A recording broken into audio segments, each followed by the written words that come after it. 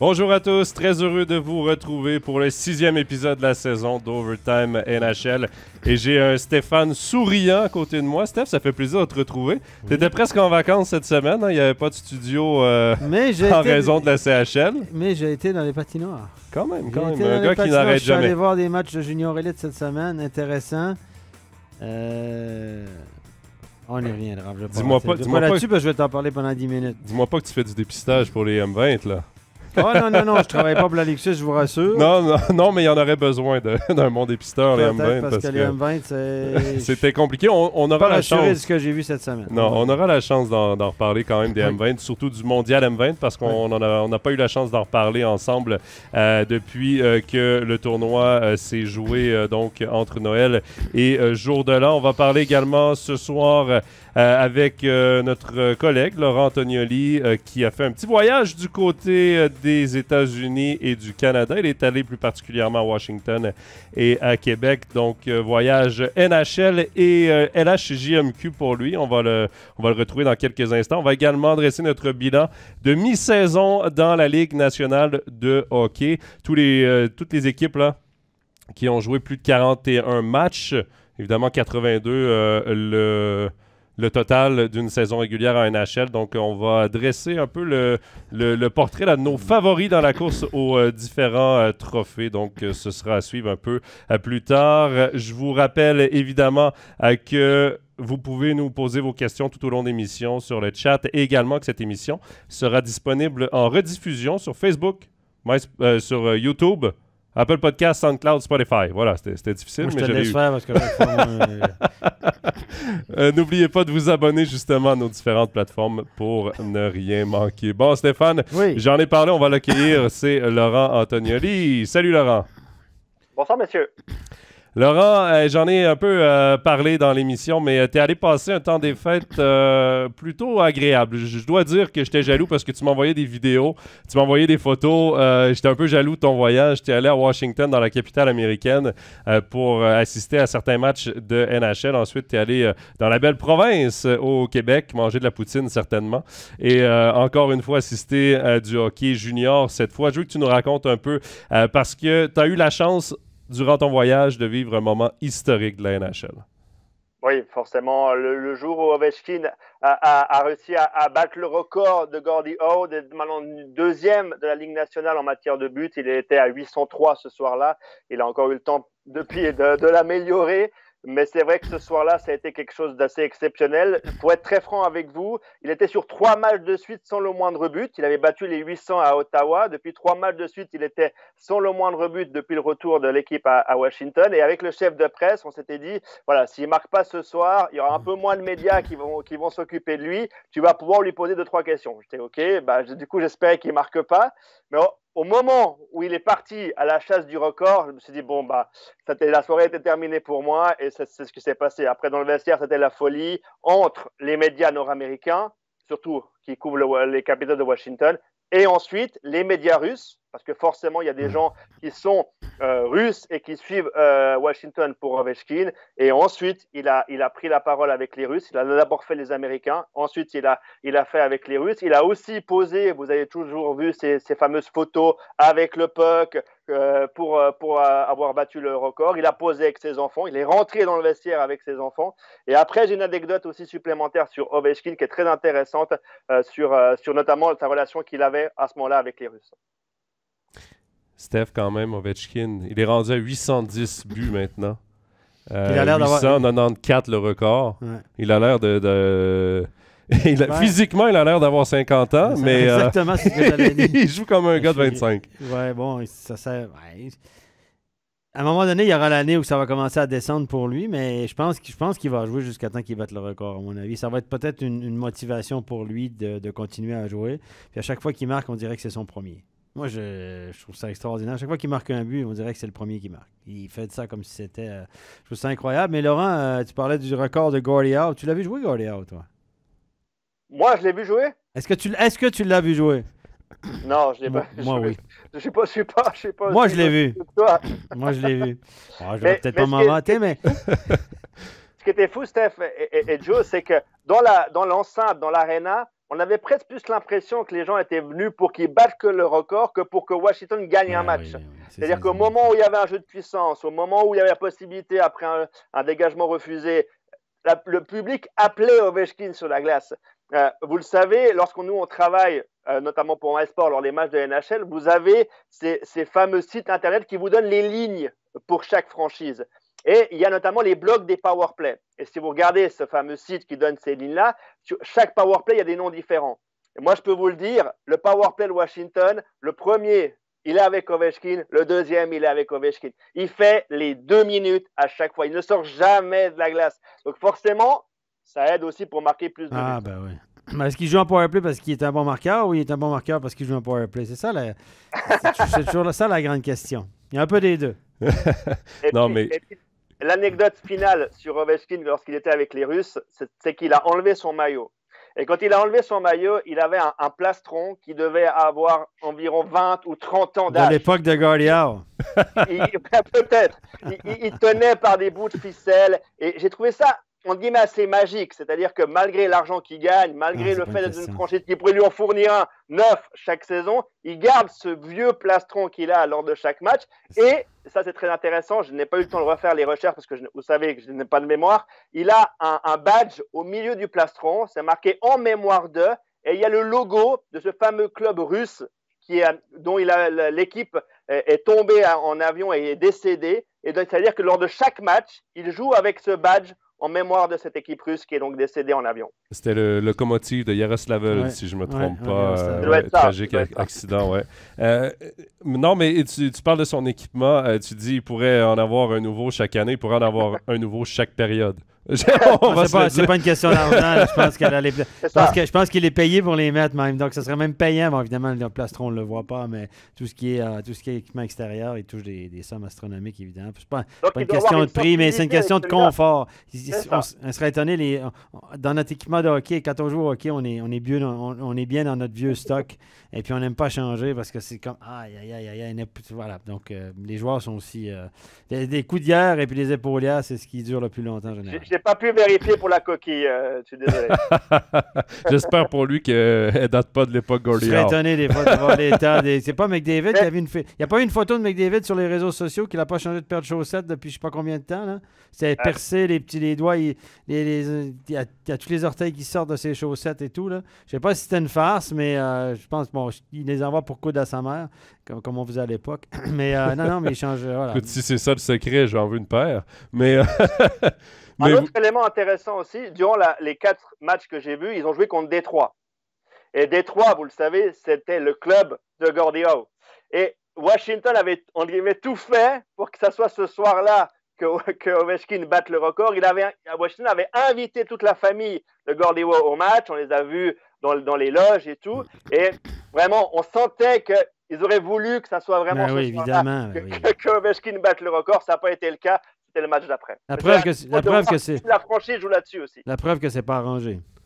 Non, mais tu dis, toute la franchise joue là-dessus, tout le club joue là-dessus, mais si je me trompe pas, j'ai entendu une histoire comme quoi Alex Ovechkin, dans son contrat, lorsqu'il avait négocié son dernier contrat, il avait dit « Je veux absolument que vous m'assuriez qu'on ne tombe pas dans une reconstruction tout au long de mon contrat. Je veux une équipe performante avec laquelle on va être compétitive, avec laquelle j'ai une chance de battre ce fameux record. Donc, pas question que je joue avec des gars de 20 ans qui rentrent dans la ligue, que vous m'enleviez tous mes coéquipiers qui sont capables de me faire produire. Au contraire, je veux qu'ils restent avec moi. Donc, Ovechkin a ce désir, oui, de battre le record. Il le sait très bien. C'est un record qu'on pensait qu'il ne serait jamais battu de l'histoire de la Ligue nationale. Et il est en train de le faire. C'est assez exceptionnel. Donc, il veut que tout soit mis en œuvre. Dans 2 ans, normalement. Si au rythme qu'il va, s'il connaît encore 2 saisons d'une quarantaine de buts. Parce que là, il vient d'égaliser également le record pour le nombre de saisons de 30 buts dans l'histoire d'un joueur. Là. C'est assez impressionnant tout ce qu'il réalise comme... il n'est pas prêt de freiner la machine. Hein. Et puis, si on regarde, je crois de mémoire, par contre, qu'il a battu le nombre de buts marqués à l'extérieur, sur la route. Il a le record là de la Ligue nationale. Il a le record du nombre de tirs au but en Ouais. NHL. Alors bien sûr, plus tu fais de saison, plus c'est facile d'augmenter ce type de record. Après, je ne sais pas aussi, il faudrait comparer au nombre de matchs qui étaient joués à l'époque. Est-ce qu'on jouait exactement le même nombre de matchs? Je ne sais pas. Ça était déjà... Non, mais ouais, ça fait quand même, ça fait longtemps qu'on joue en 80 matchs quand même. Ben, dans le temps de Gretzky, on était déjà dans les 80. Ouais. OK. Donc, on peut faire une vraie comparaison à ce niveau-là. OK, d'accord. Il y a Kevin qui nous dit Ovechkin donne l'impression d'être en mission, mais sa chasse au record éclipse Crosby, qui est incroyable lui aussi. Il éclipse également toute l'équipe des Capitals de Washington, parce que cette équipe-là a connu un difficile début de saison, s'est redressée. Là, il y a des blessés à long terme qui sont de retour. Tom Wilson qui est de retour. Niklas Backstrom également, qu'on pensait que sa carrière était terminée. Problème aux hanches, réussit à revenir, à voir tout de même le niveau de forme qu'il réussira à aller chercher dans cette saison. Mais Laurent, quand même, une équipe des Capitals de Washington qui est près de la tête de cette division et qui est près d'une place en playoff aussi. Oui, absolument. Et on voit même qu'il y a des gens qui arrivent depuis derrière. On ne pensait pas qu'un Gustafsson ferait une telle saison derrière. Et c'est lui qui est en train d'aider cette équipe sur le plan offensif. Le soir où je suis allé à un des matchs, il a fait un triplé. Je crois que c'était son premier en carrière, sauf erreur. Donc oui, Ovechkin, de toute façon, tout seul, il n'y arrivera pas. Moi, je l'ai vu, on le sait, hein, son bureau, tout le power play, c'est à gauche, près de le cercle des mises en jeu. Il attend le puck là, il est prêt à slapper le puck. Et là, toutes les équipes maintenant travaillent ça. Et il y avait, entre guillemets, un défenseur qui était chargé de couper cette ligne de tir de Ovechkin au moment où il était sur le power play. Donc on sent aussi, il y arrive parce qu'il a le talent pour. Et l'équipe autour de lui, un Kuznetsov par exemple, est un joueur extraordinaire également avec le puck. Par contre, ce qui est intéressant avec les retours de blessures, comme tu dis Jonathan, c'est des joueurs comme Manta. Et là, pour lui, ça va être difficile. Et c'est pas pour rien qu'on parle beaucoup de lui au niveau maintenant des échanges. On n'est pas sûr que Manta reste à Washington pour la suite. On a même eu le nom de Manta pendant un moment à Montréal. On ne sait pas si Montréal va bouger pour lui. Mais on sait en tout cas qu'avec les retours de blessures, un joueur comme Manta va avoir de plus en plus de difficultés à avoir du temps de glace. Ça, c'est l'augmentation du nombre d'étrangers aussi en NHL. C'est même pas un qu'ici, hein? Non, mais tu parles d'Anthony Manta, c'est intéressant parce qu'il a justement été dans les gradins les derniers matchs. Là, il fait la navette entre le jeu et les gradins. Sa sœur d'Anthony Manta est arbitre dans la Ligue junior majeure du Québec. Sa sœur. Et l'autre surprise à Washington, ce sont surtout les gardiens. Les gardiens de Washington sont une grande surprise, notamment un des anciens du Canadien de Montréal. J'avais prévenu Jonathan que ma mémoire allait me faire défaut. Je n'ai plus le nom de ce gardien. Charlie Lindgren. Charlie Boy. Oui. Qui a tenu le fort à plusieurs reprises durant la période où j'étais là, notamment à Washington, pendant la blessure du gardien numéro 1. Et c'est vrai qu'il a été exceptionnel. Il a gagné les matchs à lui tout seul. Et derrière, parfois, il y a encore Ovechkin qui marquait.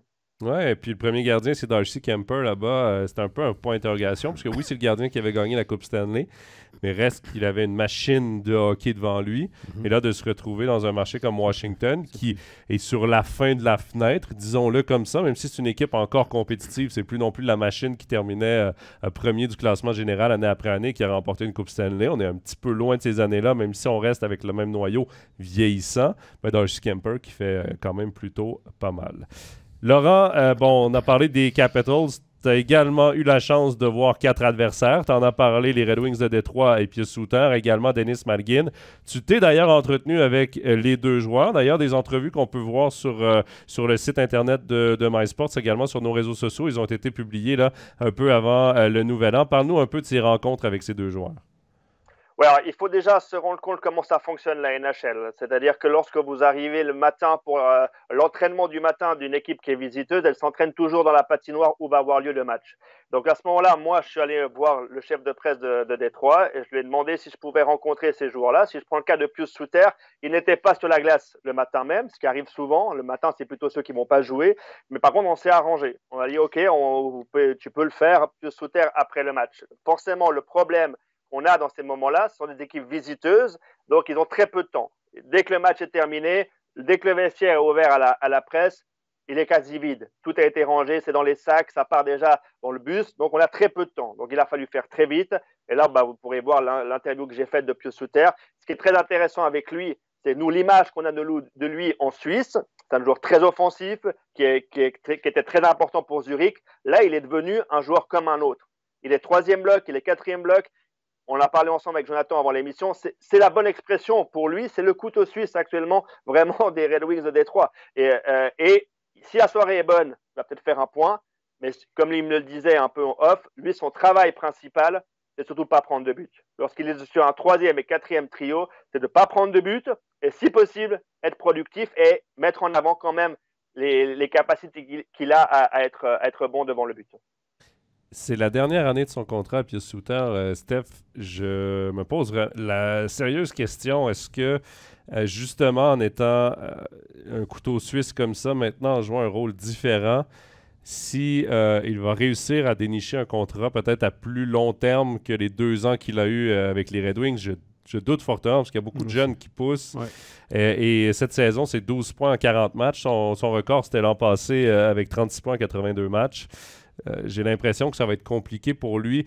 Soit qu'il va devoir accepter de se battre année après année pour avoir un peu de temps de glace, ou ce sera un retour en Suisse éventuel. Ouais, éventuel. Moi, écoutez, là, il est à 3,5 millions. Je pense pas qu'il va signer pour la même somme. Évidemment, lui, des fois, il faut être... Le timing is everything, comme on dit en anglais. Hein. Lui, il est arrivé au bon endroit à Chicago au moment qu'il a signé. Il s'en vient à Chicago, l'année où il n'y a pas d'équipe. Taze est malade, blessé, etc. Tac, il tombe. Là, il se retrouve sur un trio où il peut jouer offensivement. Il était avec Kane et DeBrincat quand même. Une bonne partie de la saison. Pas si mal, hein? Je suis ordinaire comme ailier, mais ça va quand même. mais voilà. Puis là, tout à coup, il a l'occasion de se mettre en avant. Il a de la chance. Et là, les Red Wings viennent de le chercher pour 3,5 millions. Mais là, dans le rôle qu'il a actuellement, à moins qu'il y ait encore quelqu'un qui croit à ses potentiels offensifs d'un top 6, pour moi, c'est pas un top 6. Défensif, est-ce que c'est vraiment un joueur défensif? C'est pas un gros gabarit, etc. Donc moi, je pense qu'il aura de la peine à se retrouver un contrat. Probablement qu'il va se retrouver un contrat, mais en tout cas pas à ce prix-là. Je serais très, très étonné. Et puis, tant qu'à signer pour 1 million ou 1,5 million brut en NHL, peut-être que revenir en Suisse avec... peut-être que la différence au niveau financier ne sera pas énorme. Ça peut dépendre aussi quelles sont les propositions que vous avez. Si vous avez une équipe qui vous dit 1,5 million pour jouer sur un 3e et 4e trio, mais que vous avez une chance de gagner une Coupe Stanley, vous discutez peut-être différemment. Oui, tout à fait. Si c'est Détroit, pour Pius Suter, je peux comprendre que le 1,5 se dit qu'il mieux vaut rentrer à Zurich et refaire ce type de contrat, on va dire, suisse. Si c'est Tampa, par exemple, qui vient le chercher, ce que Tampa aime bien faire, ce type de joueur-là, peut-être que tu réfléchis différemment. Tu es en Floride aussi. Oui, non, tout à fait. Non, mais... Ça dépend de ce que tu avais sur la table. Ah bon, c'est ça. Mais lui, Laurent, semblait quand même dire que c'était la fin de son contrat, mais c'était pas la fin de son aventure nord-américaine. Il veut rester là-bas. Oui, lui, je pense qu'il veut aller le plus longtemps possible, le plus loin possible. Maintenant, voilà, Stéphane a pratiquement tout dit. Ça dépendra en fait des négociations, de ce qu'il va avoir comme proposition. Et ça, lui, je pense qu'il le sait pas. Par contre, il prouve quand même que lorsqu'il a un peu de temps de glace, lorsqu'on lui donne des responsabilités, il fait quand même quelques points dans une équipe comme Détroit, qui n'est pas une des meilleures équipes de la ligue. Parfois, il jouait même avec Kubalik. Pour la petite histoire, c'est toujours assez drôle de se dire que Suter et Kubalik jouaient ensemble à Détroit. Mais c'est vrai que c'est compliqué pour lui. Je pense qu'il a envie d'aller le plus longtemps possible là-bas, rien que par l'ego, de dire voilà, j'ai fait 5 ans, j'ai fait 6 ans en NHL, mais peut-être qu'à un moment donné, il verra ce qu'il a sur la table et puis il rentrera en Suisse.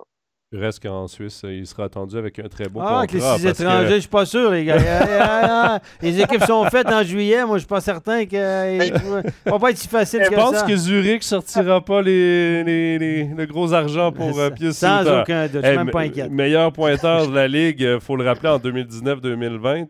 Avec 30 buts et 53 points. Puis ensuite, 3 ans d'NHL quand il va décider de rentrer. Si c'est pas plus de 3 ans d'NHL, quand il va vouloir rentrer. Ça. Jonathan, c'est pas un Suisse, c'est Pius Suter. Donc c'est un Canadien. Pius Suter. Pius Suter. Ça, c'est comme J.J. Moser. J.J. Moser. OK. T'as vu également Denis Malgin et la situation est un peu spécial aussi, Denis Malgin, parce que tu l'as rencontré, il jouait encore avec les Maple Leafs de Toronto. On n'a même pas eu le temps de diffuser son interview qu'il était déjà échangé avec l'Avalanche du Colorado. Mais quand même, lui, c'est un rôle différent de Pius Suter parce que défensivement, c'est pas son rôle, c'est un rôle offensif et la chance, il l'a pas vraiment cette saison.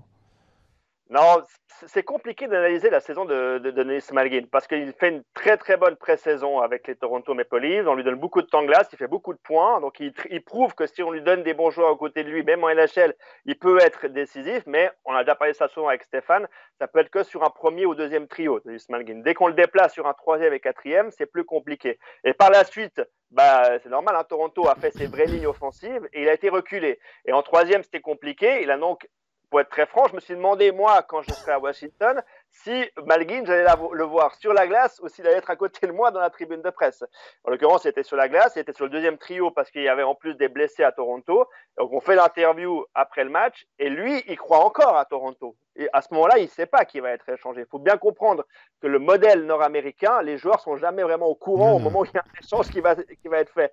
Donc, moi, je produis la vidéo, je l'envoie à MySport et on se dit, je me dis, super, on a une vidéo d'un joueur de Toronto. Mais non, tu l'as dit, Jonathan, quelques jours après, il part à Colorado. Pourquoi à Colorado? Il faut expliquer. À ce moment-là, l'Avalanche avait énormément de blessés en attaque et surtout des joueurs importants. Donc, ils avaient besoin de la créativité de Denis Malgin. OK, ils l'ont lancé sur un deuxième trio là-bas. Mais voilà, c'est comme toujours en NHL. Aucun point lors de ses premiers matchs avec l'Avalanche. Reculé en troisième bloc. Et maintenant, en plus, malheureusement pour lui, il est blessé. Et je pense qu'avec les retours de blessures à l'Avalanche, il va se retrouver dans le même cas de ce qu'il était à Toronto. Ça va être compliqué. L'Avalanche a quand même 2 anciens joueurs du Lausanne Hockey Club, les gars. Charles Hudon.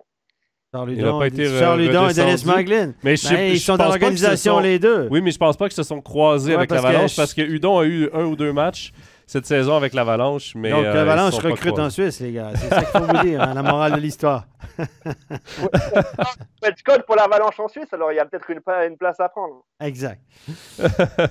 Non, mais Denis Malgin, c'est 5 points en 30 matchs au total. Là, il a joué 7 matchs avec l'Avalanche du Colorado, obtenant un assist. Steph, il faut dire que le Colorado aussi est une équipe qui, pour l'instant, est exclue du portrait des playoffs. En étant champion en titre de la Coupe Stanley, va vouloir aller chercher son billet pour les playoffs parce que ce serait un déshonneur pour eux de ne pas participer aux playoffs l'année après une victoire de la Coupe Stanley. J'ai bien l'impression que pour Denis Malgin, ce sera difficile de tenir du temps de glace parce que là, on va y aller avec des joueurs sûrs. Ce seront eux qui vont avoir le plus de temps de jeu possible et Denis va redescendre et, comme le disait Laurent, n'aura pas son rôle. Moi, je persiste que c'est un gars qui a juste le profil entre deux. Il devrait être... Comme Charles Hudon. C'est ça. Il a le profil top 6, clairement, sens du jeu, skills, etc. Mais trop petite pour être, comme dirait Scotty Bowman à l'époque, c'était un anglophone, il disait trop petite. Et qui va expliquer, quand il parlait des joueurs,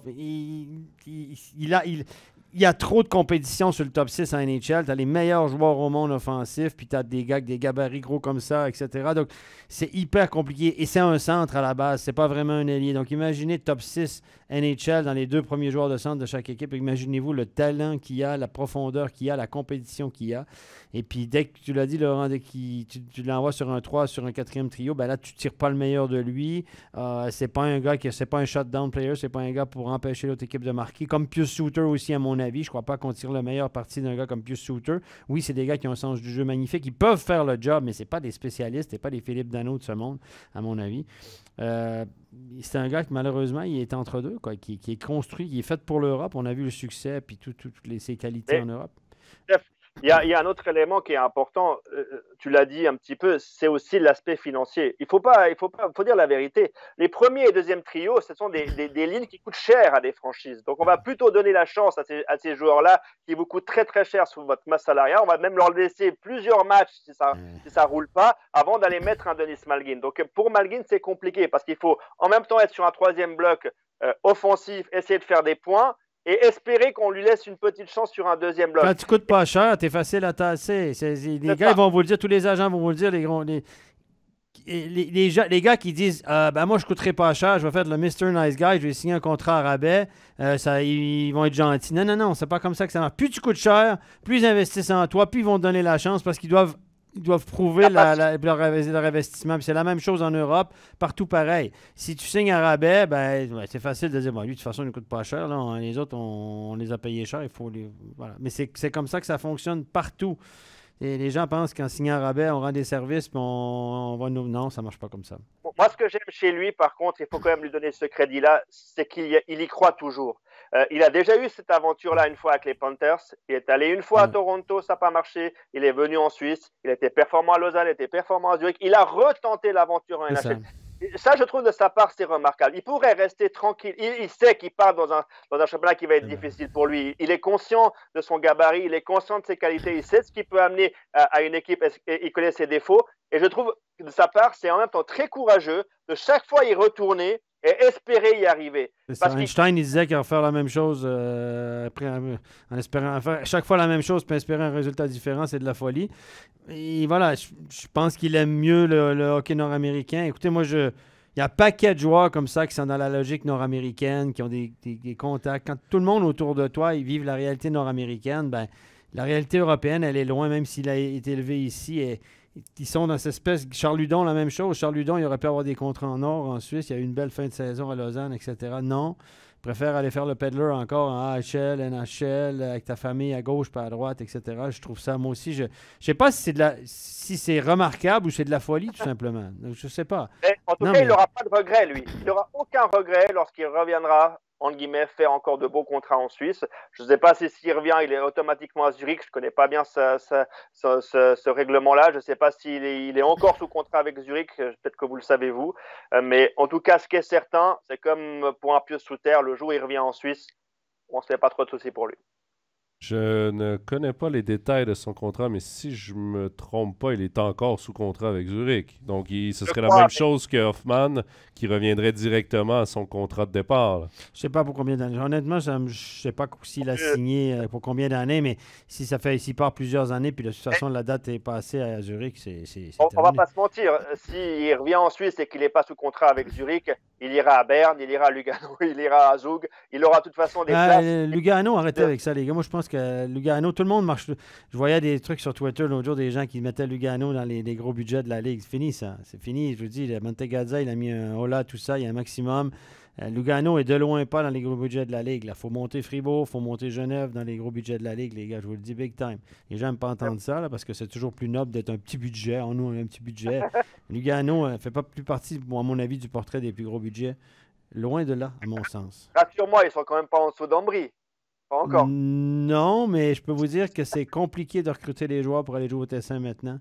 C'est plus les mêmes offres alléchantes, c'est plus le 50, le 100 000 de plus, et puis des petits à côté. Là, c'est fini ce temps-là. Donc, je vous le dis, il y a des trucs, mais des schémas mentaux qui sont durs à se débarrasser. Ça, c'en est un. Faut miser sur la pizza et les palmiers. Ouais, c'est le schéma. Non, mais c'est ça. Non, mais Fribourg-Genève, faut pas se gêner. Lausanne aussi est un concurrent. Fribourg-Genève font partie des gros concurrents maintenant. En Suisse, Zug, évidemment, Zurich et Berne, ça reste. Davos aussi, mais voilà, c'est... Petite parenthèse, parce que l'on parle de la NHL. Oui, ben on va y revenir à cette NHL, donc à voir l'avenir de Denis Malgin. Laurent, ton journal de voyage, d'ailleurs, ton carnet de voyage qui est à lire donc sur MySports, je le rappelle, entrevue avec Denis Malgin, avec Pius Souter également, avec Tyler Seguin, l'ancienne gloire du HC Bienne, en parlant de petit budget, une équipe qui se vend Il a tout appris là-bas. Patrick Kane aussi, d'ailleurs. Hein, je veux dire... les gars, il faut être honnête quand même. Hein? Ouais, d'ailleurs, il y a du peer coaching qui se fait. Kevin Schlepfer fait toujours des coaching vidéo avec ces gars-là. Hein? Mais il a dit, d'ailleurs, en entrevue à Laurent, Tyler Seguin, qu'il avait adoré son passage en Suisse. Je pense qu'il ne t'a pas nommé, là, mais entre les lignes... Il se souvient. Il m'appelait Sir sur la glace. Il m'appelait Sir. Il m'appelait Monsieur sur la glace. Il était tout jeune. D'ailleurs, quand il venait me poser des questions, il disait « Excuse me, sir ». Bon, des fois, je me disais, il est super respectueux. Après ça, je me dis, j'ai l'air si vieux que ça, ou bien... C'est bizarre, parce que quand soit j'ai l'air vieux, soit il est super respectueux, Tyler Seguin. Mais honnêtement, moi, je vous le dis, en dehors de la glace, c'est pas un exemple, le garçon, semble-t-il. Beaucoup de gens ont des bons souvenirs de lui. Pas seulement moi, mais plusieurs jeunes femmes de la région biennoise, semble-t-il. les potins non, avec non, mais moi, je sais pas. Sur la glace, moi, faudrait demander à la gente féminine du région de Vienne si c'était vraiment un top-notch. Mais moi, je peux vous dire que sur la glace, c'est un des meilleurs que j'ai vu. Voilà. Mais moi, Steph, c'est bizarre. Quand je jouais, je n'étais pas aussi poli avec les arbitres. Peut-être que je me serais rendu plus loin en ayant été un peu plus poli. C'est choquant quand quelqu'un vient comme toi, excuse me, sir, thank you, puis tu réponds, thank you, sir. Wow. Je dis, je fous de moi. Ben, non, il était peut-être jamais un mot. Et à noter qu'il est quand même capitaine des Stars de Dallas encore maintenant. Oui, Mais c'est sûr qu'il a pris de la maturité aussi. Parce Ouais. que, bon, sur la patinoire et à l'extérieur de la patinoire aussi. Là. Laurent, on va également pouvoir prochainement entendre d'autres entrevues que tu as faites parce que, bon, t'es pas revenu que des États-Unis. Tu as aussi fait un petit détour, on parle Québec. Tu es allé voir d'ailleurs un certain jeune Rochette, jeune connu dans la rédaction de MySports, et surtout son entraîneur Patrick Roy. Ce sont des entrevues qu'on va pouvoir évidemment entendre sur MySports prochainement, donc restez bien connectés sur nos réseaux sociaux. Parle-nous un peu de cette aventure junior là, après le professionnel. Oui, juste pour faire une petite parenthèse sur Patrick Roy, il faut que juste nous aussi, peut-être en Europe, on ne se rend pas bien compte ce que c'est Patrick Roy. C'est l'un des plus grands gardiens de l'histoire de la Ligue nationale. Et monsieur, entre guillemets, Patrick Roy m'a donné 8 minutes d'entretien après une pratique, en l'occurrence des Remparts de Québec.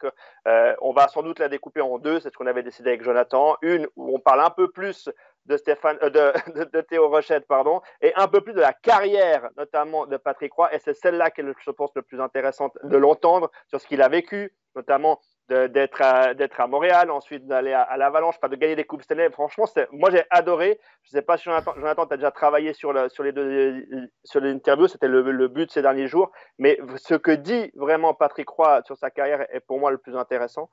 J'ai également rencontré, et là aussi, on a un travail qui va être fait de Jean Gagnon. Ça va rappeler plein de souvenirs à plein de gens qui suivent le hockey roman depuis des années. Là aussi, la vidéo est très intéressante. Lui, en plus, il a travaillé avec les Remparts de Québec pendant pas mal d'années. Voilà, ça, c'était la petite parenthèse que je voulais faire. Par rapport au match que j'ai vu, il faut comprendre que c'était un choc à ce moment-là quand j'y étais. C'était Sherbrooke qui venait jouer à Québec. Et ça peut être, en tout cas, ça risque d'être l'un des adversaires principaux des Remparts de Québec pour aller le plus loin possible dans la saison de la Ligue junior majeure du Québec. Et les Remparts ont perdu ce dernier match de l'année devant, et c'est là où c'est intéressant, 16 000 personnes.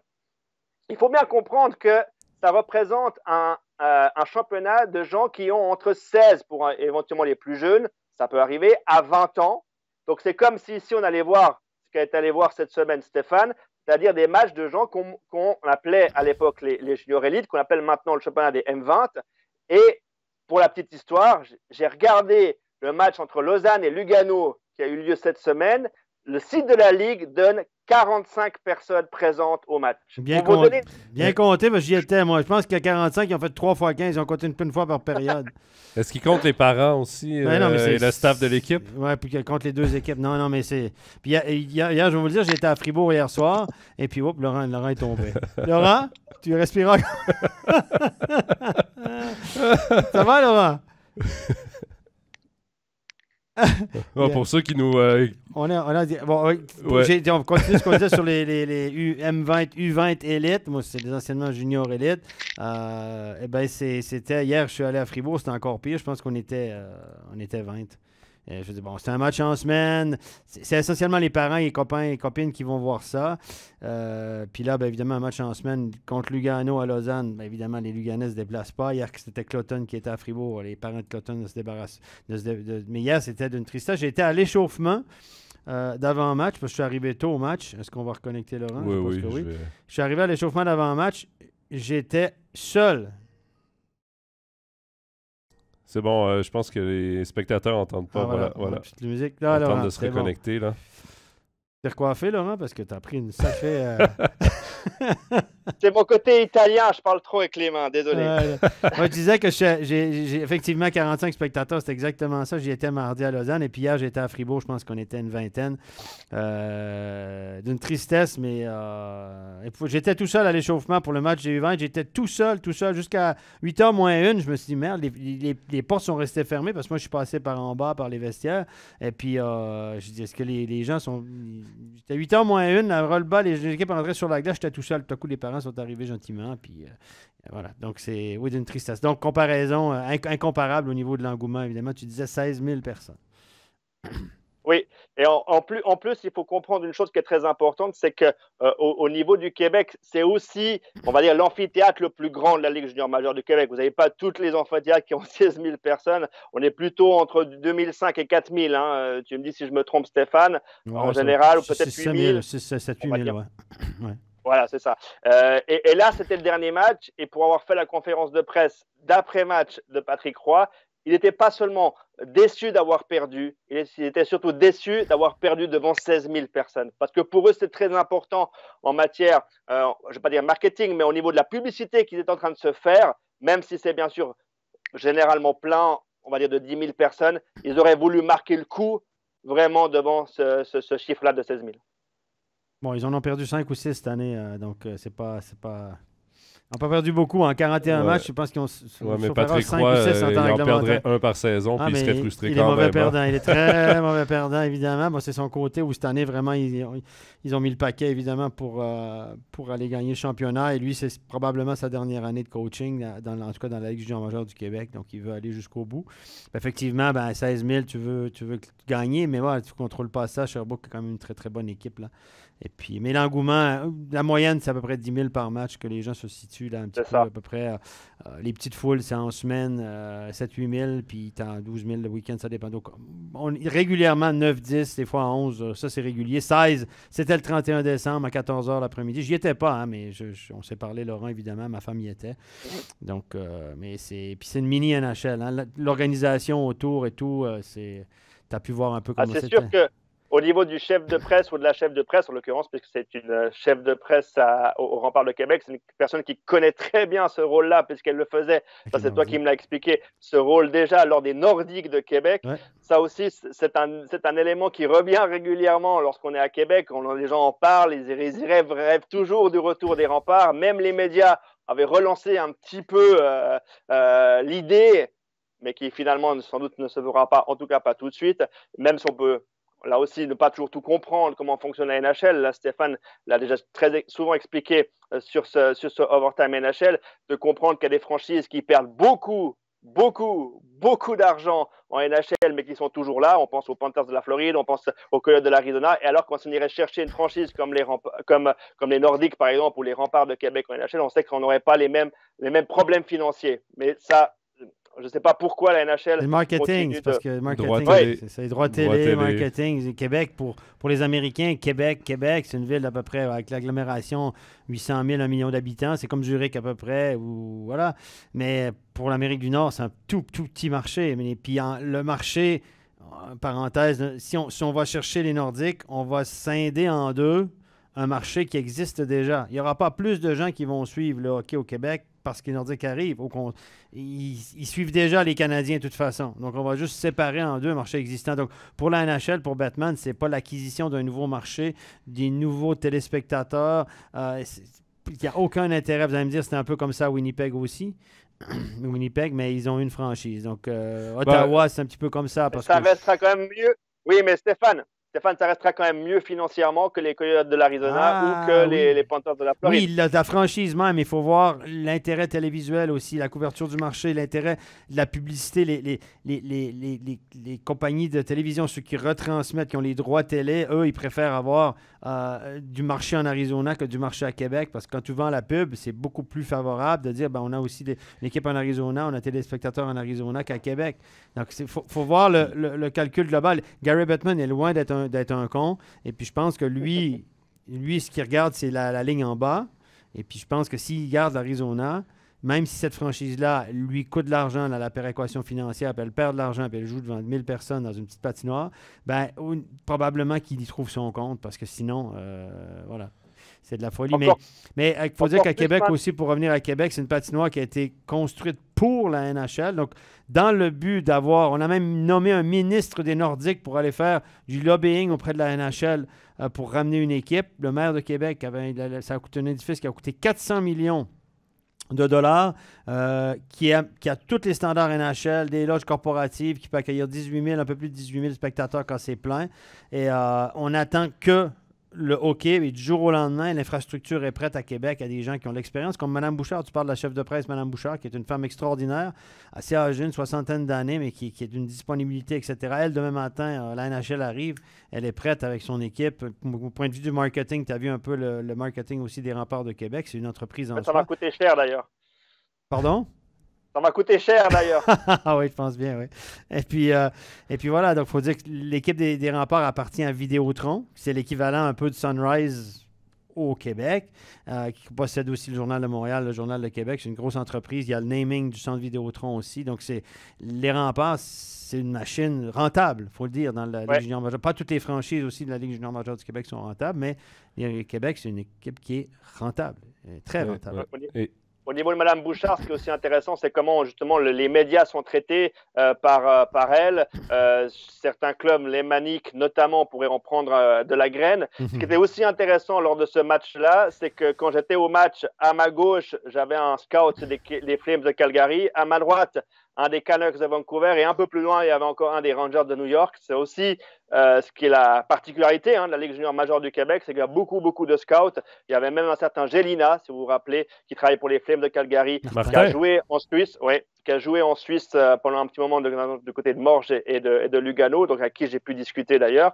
Donc voilà, ça attire aussi ces scouts-là. Et c'était aussi un match important pour ces scouts-là de voir justement certains joueurs. Et là aussi, il faut le dire la vérité, le niveau de jeu est incomparable avec ce qui se fait au niveau des juniors en Suisse. Ça fait mal aux yeux lorsqu'on va voir ensuite un match ici. Mais c'est une réalité, c'est un super niveau. Je pense que si vous mettez 2 étrangers dans ces équipes-là, vous avez de la Swiss League sans problème. Ah, du haut niveau de Swiss League, les meilleures équipes du haut niveau de Swiss League, ça c'est certain. Et comme tu l'as dit, c'est un autre monde. Je parlais avec Patrice Lefebvre cette semaine, qui a coaché un junior majeur du Québec l'année passée à Rouyn-Noranda, qui lui-même a battu des records de points dans la Ligue junior majeure du Québec à l'époque. Souvenez-vous, Patrice Lefebvre a joué comme étranger en Suisse à Lausanne. Et il me disait, Steph, lui, il va avoir des matchs junior élite maintenant. Voilà. Et il m'a dit, c'est juste... c'est un autre, moi, je peux vous le dire aussi, mais voilà, moi, je suis peut-être pas neutre dans l'histoire, mais c'est un autre monde, carrément. C'est des années-lumière, là, je veux dire, tu peux même pas comparer. Ben, on aura la chance d'en reparler. Pour terminer, messieurs, avec Québec, là, parce qu'on va revenir un peu sur le reste de nos sujets. Pour revenir avec Québec, il faut comprendre aussi que c'est pas nécessairement la distance entre Québec et Montréal qui fait que Québec n'est pas dans la Ligue nationale de hockey, parce que Seattle, Vancouver, c'est plus près que Québec et Montréal. Puis Edmonton, Calgary, c'est presque exactement, pareil. Mais Ottawa, Montréal, c'est plus près encore. Exact, mais Seattle, ce sont des sièges sociaux, une énorme agglomération de population américaine. Donc, les marchés... Gary Bettman, dès qu'il est rentré en poste en 93, avait le mandat, 92-93, avait le mandat de développer des nouveaux marchés. C'est ce qu'il fait et Québec en est pas un. Voilà, messieurs. Donc, je rappelle les entrevues de Laurent qu'il a faites avec les Remparts de Québec seront évidemment à voir prochainement donc sur nos réseaux sociaux. Steph, tu viens d'en parler, monde de différence. On revient rapidement sur les M20 parce qu'on l'a vu, le monde de différence. Quand la Suisse a des joueurs des U20 élites ici, là, ou des moins de 20 ans en Suisse, et qu'on voit l'équipe canadienne ou l'équipe américaine les affronter, c'est vraiment pas du même niveau, là. Et tu le vois sur la patinoire que des gars de niveau de l'équipe canadienne qu'on a vu au M20 ou l'équipe américaine, il y avait Lian Bixel qui m'a franchement impressionné dans le tournoi.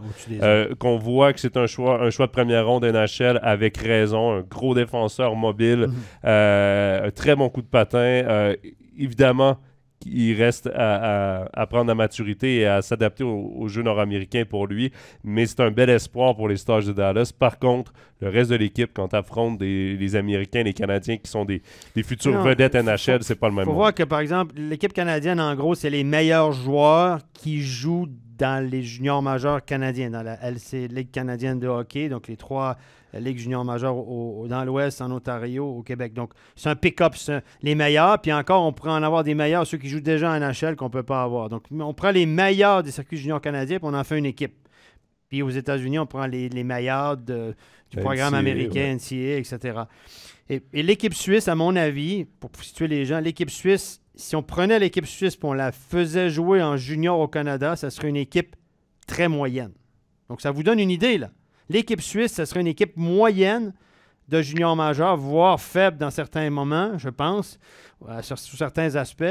Et puis là, on joue contre les meilleurs de la DL. Donc, je veux dire, sur un match, évidemment, tout peut arriver. Des fois, c'est pas si flagrant, mais si je jouais des séries de matchs, une saison complète, ça serait juste... ça serait... voilà, voilà, c'est encore une fois l'écart. Mais voilà, c'est comme ça, c'est un fait. On le sait, on n'a pas le bassin de joueurs que le Canada ou les États-Unis ont. Et c'est comme ça. Donc, on a quand même, il y a eu quand même des belles choses. On voit quand même quelques joueurs qui sortent, mais ceux qui sortent du lot un peu, c'est Bixel qui est une exception.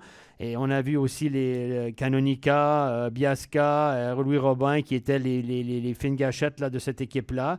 Mais c'est des joueurs qui jouent au Canada déjà, Zanetti en défense, mais qui sont des joueurs moyens, corrects, bons.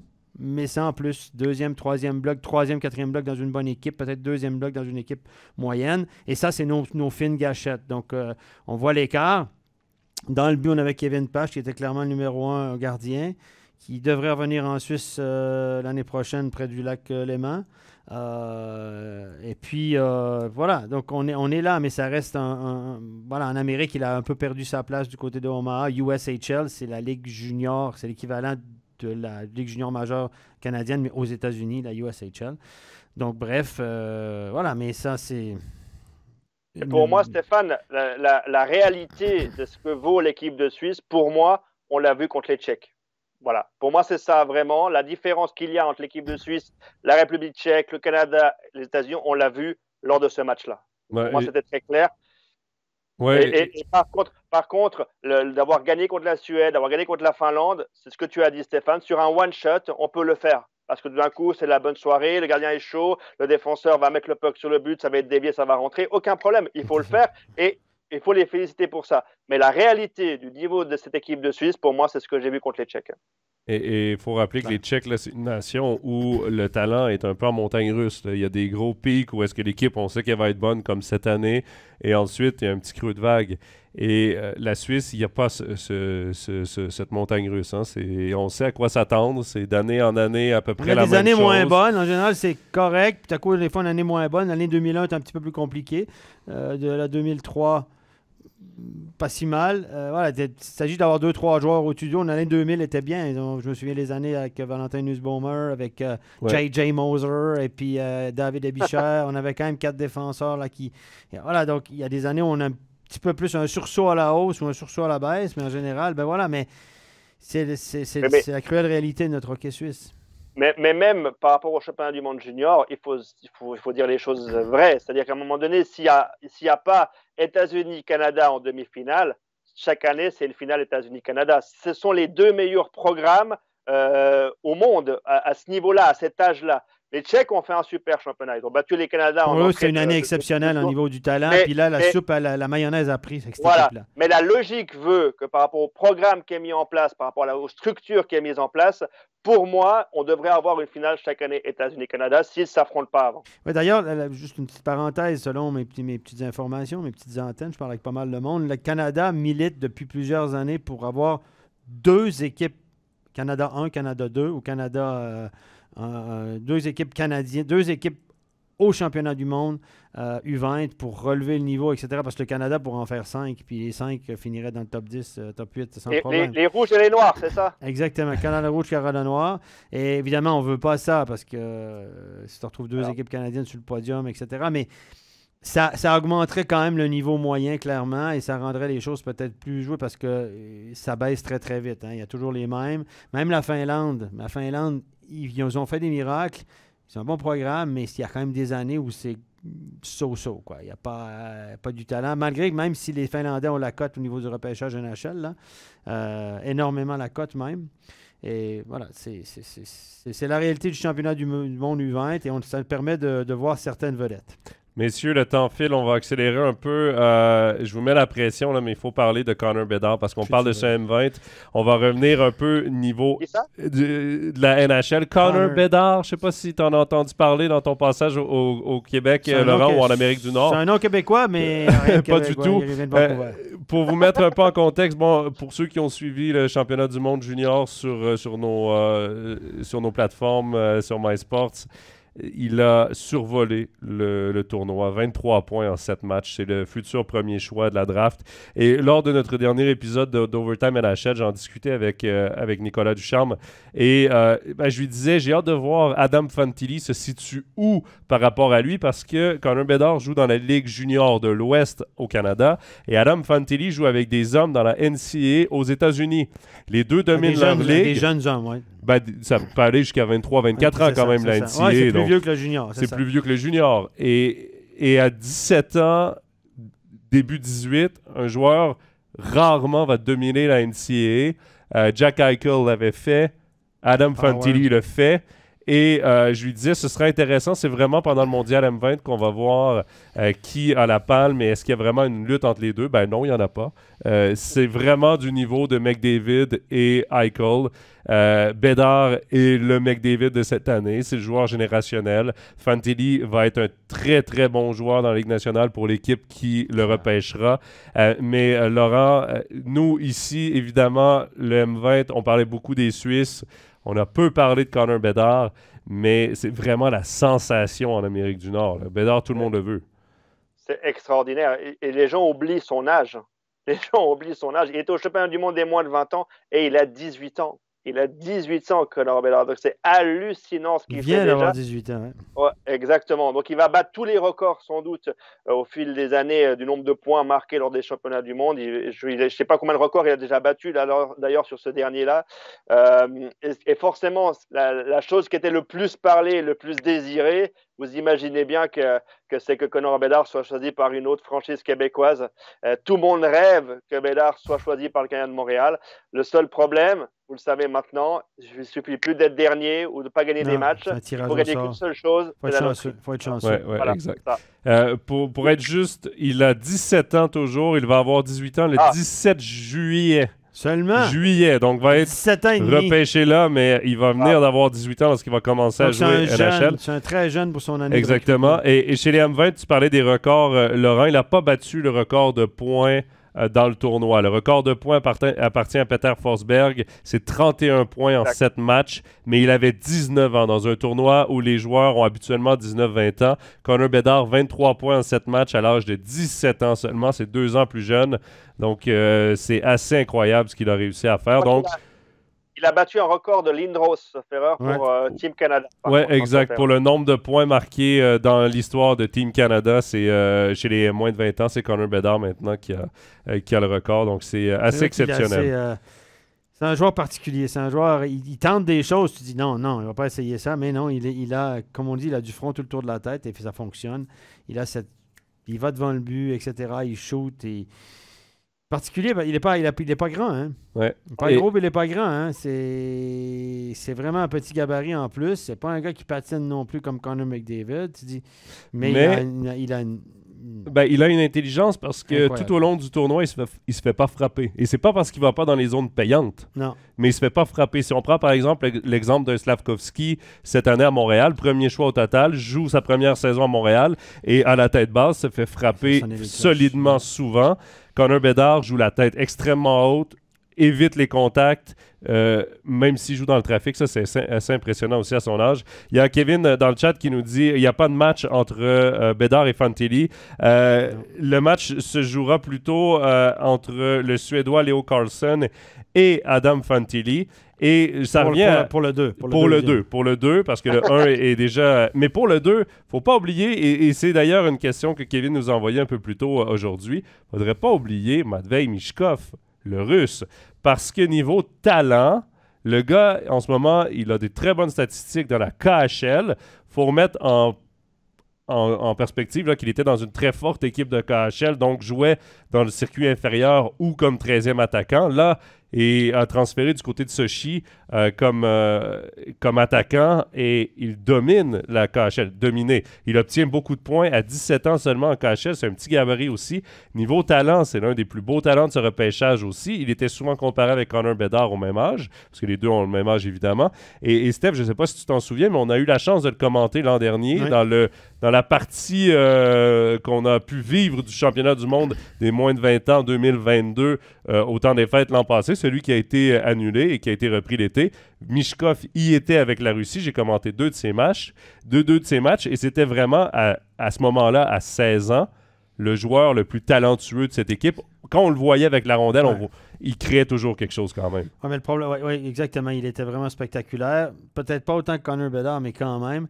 Et là, les Russes, par contre, évidemment, que la réalité mondiale qu'on connaît, peut-être que les Russes, il y a certaines équipes qui vont hésiter sur les joueurs russes encore une fois. Là, on sait que ça peut créer des gros problèmes politiques, on va dire comme ça. Et il pourrait reculer évidemment dans le repêchage ou tout simplement ne pas partir de la Russie. Mais à voir, ça pourrait évoluer. Et il est sous contrat à long terme aussi avec son équipe russe là, pour encore 2 ou 3 ans. Donc peut-être que ça va le faire chuter au classement, mais si une équipe le voit, on parle du Canadien de Montréal, s'il ne gagne pas la loterie et qu'il le voit en 4e, 5e position, il serait un peu fou de ne pas le prendre parce que quand il va traverser, quel genre de joueur ce sera? Peut-être un Kirill Kaprizov, est-ce que ça pourrait être ce genre de joueur-là? Vraiment, c'est un joueur avec beaucoup de talent, mais j'ai l'impression aussi que c'est de la situation russe en Amérique du Nord va peut-être le faire chuter de quelques places. À la place, tu peux prendre un Fantilli qui joue dans la NCAA, qui est un Canadien, un Leo Carlson, un Suédois avec une très très bonne réputation. On connaît le talent des joueurs suédois. C'est un grand joueur de centre imposant. On l'a d'ailleurs vu au Mondial M20, a connu un super bon tournoi, donc ce sera évidemment à surveiller. On va continuer, messieurs, avec les quelques questions qu'on a eues. Samuel Montembeault, le gardien de but du Canadien de Montréal, qui a connu une dernière semaine époustouflante, les 2 dernières semaines en l'absence de Jake Allen. La question, c'était est-ce qu'il pourrait être échangé, devenir un bon gardien 1B, donc 2e gardien, mais avec du jeu régulier dans une équipe de NHL, ou est-ce qu'il va rester avec le Canadien de Montréal? Jeff Molson, il a répondu à cette question-là hier. Oui, c'est pas Jeff Molson, c'est le... pas Jeff Molson, mais Kent Hughes. Kent Hughes, c'est moi qui t'ai dit en disant Jeff, mais Kent Hughes a dit non, il va nulle part. Bon, il va nulle part dans le sens où il reste à Montréal. Il va quelque part, clairement, il va dans la bonne direction au niveau de son jeu, mais il va rester à Montréal. On l'a toujours considéré comme un 2e gardien, et là, en l'absence de Jacques Allen, comme on dit au Québec quand on le traduit, Jake Allen, il s'impose. Et c'est un excellent gardien dans le junior majeur. Hein. C'est un gars qui a tout le physique d'emploi, tout ce qu'on veut. Puis comme quoi, des fois, là, il a sa chance. Et il en profite pour l'instant et ça regarde très, très bien pour lui. Et je ne veux pas aller dans la controverse, là, excuse-moi, mais Laurent, mais lorsqu'il était junior, Montembeault n'a pas participé au championnat des moins de 20 ans. Et pourtant, c'était le meilleur gardien au Canada à cet âge-là. Comment ça se fait? Je dis ça, je dis rien. Si s'était appelé Monty et qu'il avait été ontarien, peut-être qu'il aurait été le gardien numéro 1 de cette équipe canadienne. C'est toi qui l'as dit, c'est pas ça, moi. Je dis rien. Mais moi, je peux vous dire que cette année, avec les gardiens, ça a été un gros problème, les gardiens pour le Canada cette année. C'était pas une grande année au niveau des gardiens. Et on a pris Milic, c'est ça? C'est lui qui a regardé, mais on a commencé le tournoi avec Gaudreau. Gaudreau, mais c'est un nom québécois encore une fois, mais qui est pas du tout québécois. Et Gaudreau connaît une très mauvaise saison dans son club, est à côté de ses patins, a commencé le tournoi à côté de ses patins. Mais on l'a quand même pris, alors qu'il y en a un très, très bon gardien qui joue avec les Remparts de Québec, qui s'appelle Rousseau, qui est le meilleur gardien, un des meilleurs, sinon le meilleur actuellement dans la Ligue junior majeure du Québec, qui a connu un excellent camp. On a dit non, on gardait Gaudreau quand même. Voilà. Laurent, excuse-moi, je t'ai interrompu par rapport à Montembeault. Non, aussi Montembeault, oui, fait les arrêts, fait des bons matchs, mais l'équipe de Montréal joue aussi beaucoup mieux devant lui. Pendant la fin de l'année 2022, il prenait but sur but toute l'équipe, ça ne défendait pas. Martin Saint-Louis a fait plusieurs conférences de presse en disant que l'équipe ne travaillait pas le long des bandes, ne travaillait pas en zone défensive, laissait trop les adversaires pouvoir exploiter l'époque en zone d'attaque. Et là, on constate que Montréal a retravaillé ça sous l'impulsion de Martin Saint-Louis. C'est vraiment lui qui a dit à l'équipe, maintenant il faut prendre conscience que pour gagner des matchs, il faut bloquer des shoots, il faut se battre. Et ça va aussi beaucoup mieux devant aussi Montembeault. À voir, mais il faut rappeler également pour Montembeault pourquoi il ne sera pas échangé. C'est aussi parce que sa valeur est hyper faible en NHL. La valeur de Jake Allen, qui est un gardien établi, un bon deuxième gardien dans n'importe quelle équipe de la Ligue nationale, sa valeur et son expérience. Il a une coupe cette année d'ailleurs avec les Blues de Saint-Louis, même si c'était pas lui qui était le gardien partant, c'était Bennington. Mais reste que la valeur de Jake Allen est supérieure à celle de Montembeault. Donc, dans un contexte de on pourrait l'échanger d'ailleurs. On pourrait l'échanger à date limite. Moi, je ne serais pas surpris qu'il parte. Surtout que là, Montembeault québécois, de toute façon, il va falloir repêcher un gardien prometteur. Moi, j'ai beaucoup aimé Trey Augustin chez les Américains qui va sortir en deuxième ronde cet été. C'était le gardien à 17 ans, le gardien numéro 1 de cette équipe américaine qui a gagné la médaille de bronze au moins de 20 ans. Moi, c'est un gardien que j'ai bien aimé voir, bonnes habiletés techniques et tout. Donc, moi, c'est le nom qui me revient. Après, je ne connais pas tous les autres gardiens qui sont sur la liste, mais c'est l'un des premiers gardiens sur la liste, donc à voir. Mais le Canadien devra certainement aller repêcher un gardien pour épauler Montembeault. Et moi non plus, je ne serais pas surpris de voir Jake Allen ou Jacques Alain quitter Montréal. Dernière question qu'on avait reçue, messieurs, avant d'y aller avec notre bilan de mi-saison. Kevin nous demandait que Kourachev continue de progresser. Il joue sur un deuxième trio à Chicago. C'est sa dernière année de contrat. Est-ce qu'il peut espérer pour ses 23 ans son premier gros contrat dans la Ligue nationale de hockey? Tu parles de qui, je m'excuse? Philippe Kourachev. Gros contrat, non. Non, je vois pas. Non, gros contrat, non. Contrat peut-être, prolongation, mais gros, non. Non. Philippe Kourachev est pas... Il joue dans l'équipe peut-être la plus faible de la Ligue nationale actuellement. C'est un joueur que j'aime bien, mais encore une fois, je pense que lui, il a eu de la chance d'être à la bonne place au bon moment. Et puis, il a saisi cette chance-là, mais gros contrat, non. On va probablement le reconduire, mais... 1 million et demi, peut-être, je sais pas. Je pense pas qu'il va aller chercher 3-4 millions par année. Là. À mon sens, je sais pas. Laurent, toi qui es dans le secret des dieux. Non, après, c'est la question de savoir qu'est-ce qu'on entend par gros contrat. Est-ce que c'est un gros contrat sur la durée ou c'est un gros contrat sur la somme touchée chaque saison?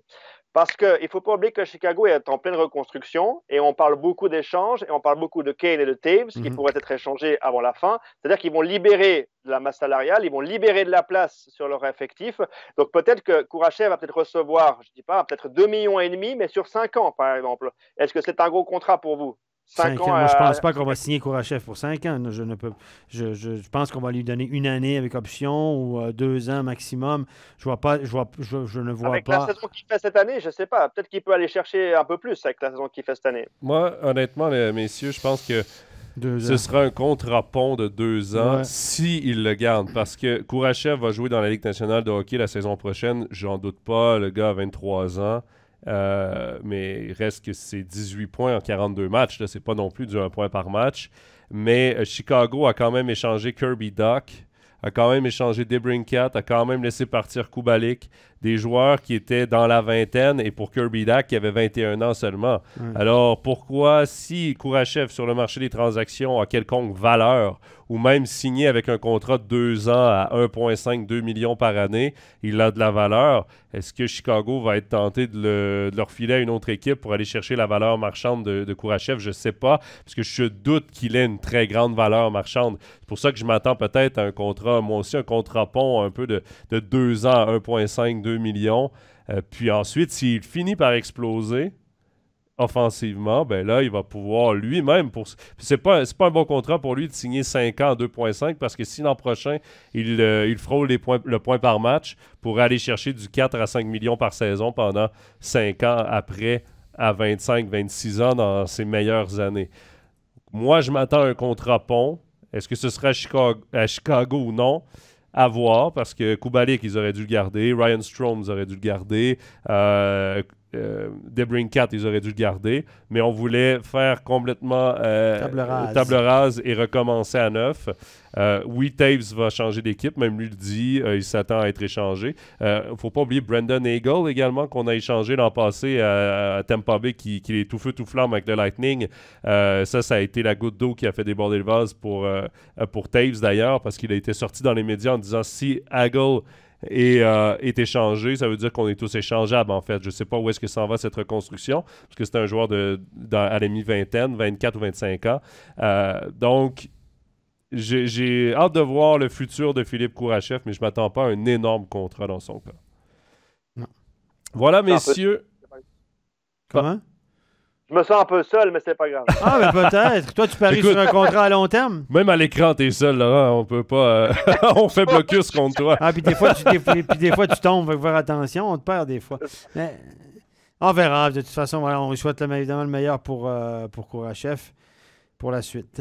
Justement, Kevin Digros, c'était surtout sur la durée, mais j'ai vraiment l'impression que ce sera à court terme. Mais dans son cas, lui, c'est mieux le court terme que le long terme parce que son potentiel n'est pas atteint encore. Non, c'est ça. Lui doit croire en son potentiel. Et les joueurs qui sont plein potentiel à 22-23 ans vont les signer les contrats de 7 ans. On a vu Matthew Boldy. On va voir celui de Cole Caulfield qui va certainement signer un 7 ans à 7 millions. Ça va ressembler à celui de Matt Boldy, celui de Jack Hughes, celui de Nick Suzuki, Nico Ishii. Ce sont des longs contrats, mais c'était des gars qui, à 23 ans, ben bon, ils n'ont pas tous 23 ans encore, mais gars aussi qui à 21 ans, ils étaient établis. C'est ça. Donc, Kourachev, à 23, n'est toujours pas établi. Son poste n'est toujours pas... C'est pour ça, j'attends que je me dis qu'à sa place, si tout d'un coup, il arrive à négocier quelque chose de long terme, comme tu dis, à un certain montant, à Chicago, ça te garantit quand même éventuellement de pouvoir rester avec une belle somme, on va dire, chaque année à Chicago. Moi, c'est pas non plus un joueur électrisant. C'est pas un joueur qui a des qualités exceptionnelles. C'est un joueur qui fait le job dans une ligne, qui aide les coéquipiers, qui fait des points. Après, c'est de la négociation, hein, bien sûr, entre agents et joueurs. Mais si éventuellement, vu les qualités de Kourachev, on lui propose éventuellement, j'ai dit 5, mais allons sur 3 ans, par exemple, à Chicago, moi, je prends peut-être. Hein. Ça me garantit 3 ans d'NHL. Hein. 3 ans, on approche du contrat pont. On est 3 ans, c'est moyen terme intéressant. Long terme, on est plus dans le 5 à 7. Court terme, 1, 2, 3. Je pense qu'on s'entend là-dessus que 1, 2, 3 ans pour lui, ce serait parfait.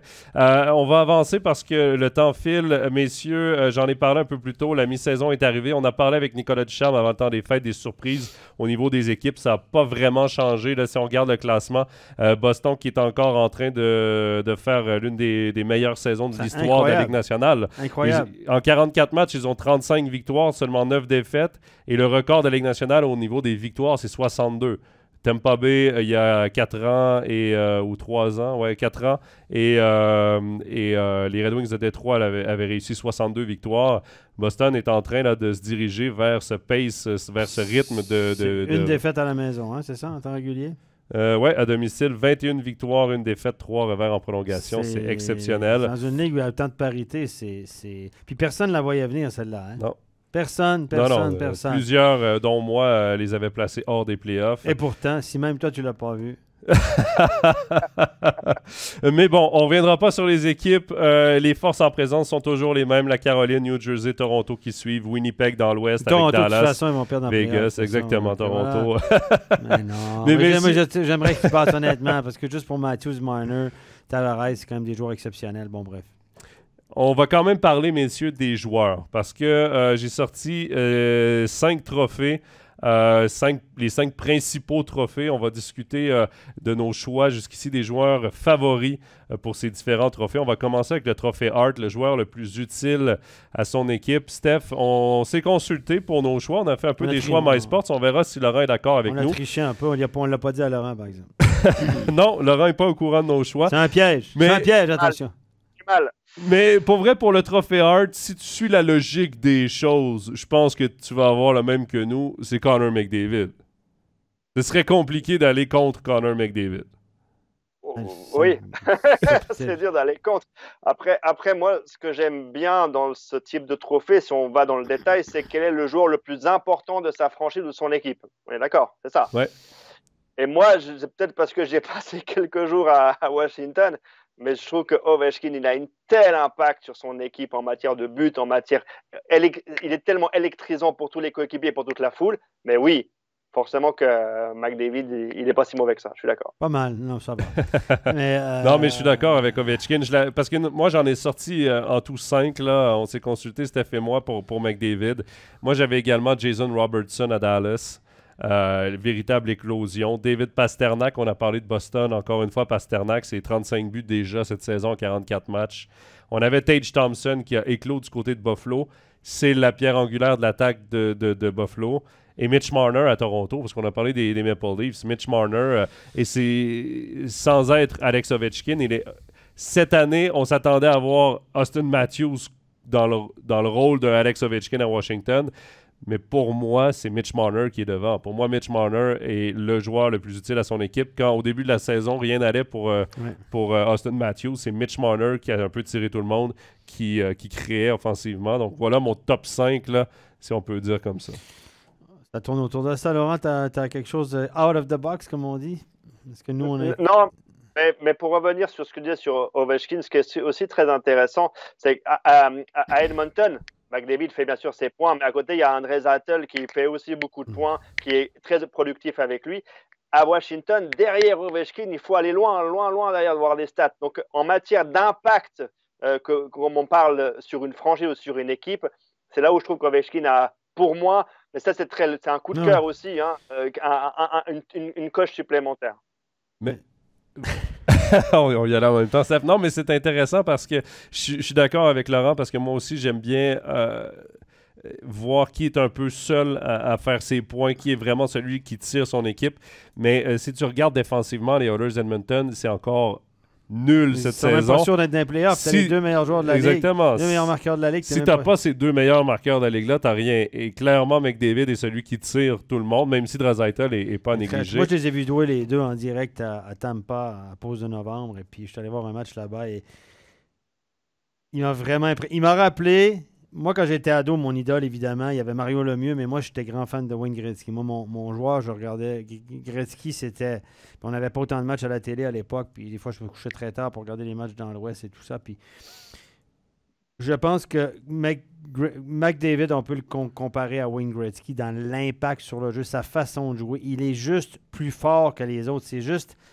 Et puis, il patine encore plus que Gretzky, tu sais, en Amérique, il y a eu un débat. Est-ce que c'est le meilleur joueur de l'histoire intrinsèquement? Moi, je pense que oui. Parce qu'il va plus vite que les autres. Il a un bon shoot, il a un super sens du jeu. Il est assez grand, il est impliqué physiquement. Il joue à 4, il joue à 5. Franchement, quand il est sur la glace, là, c'est une tornade. Ouais. C'est juste...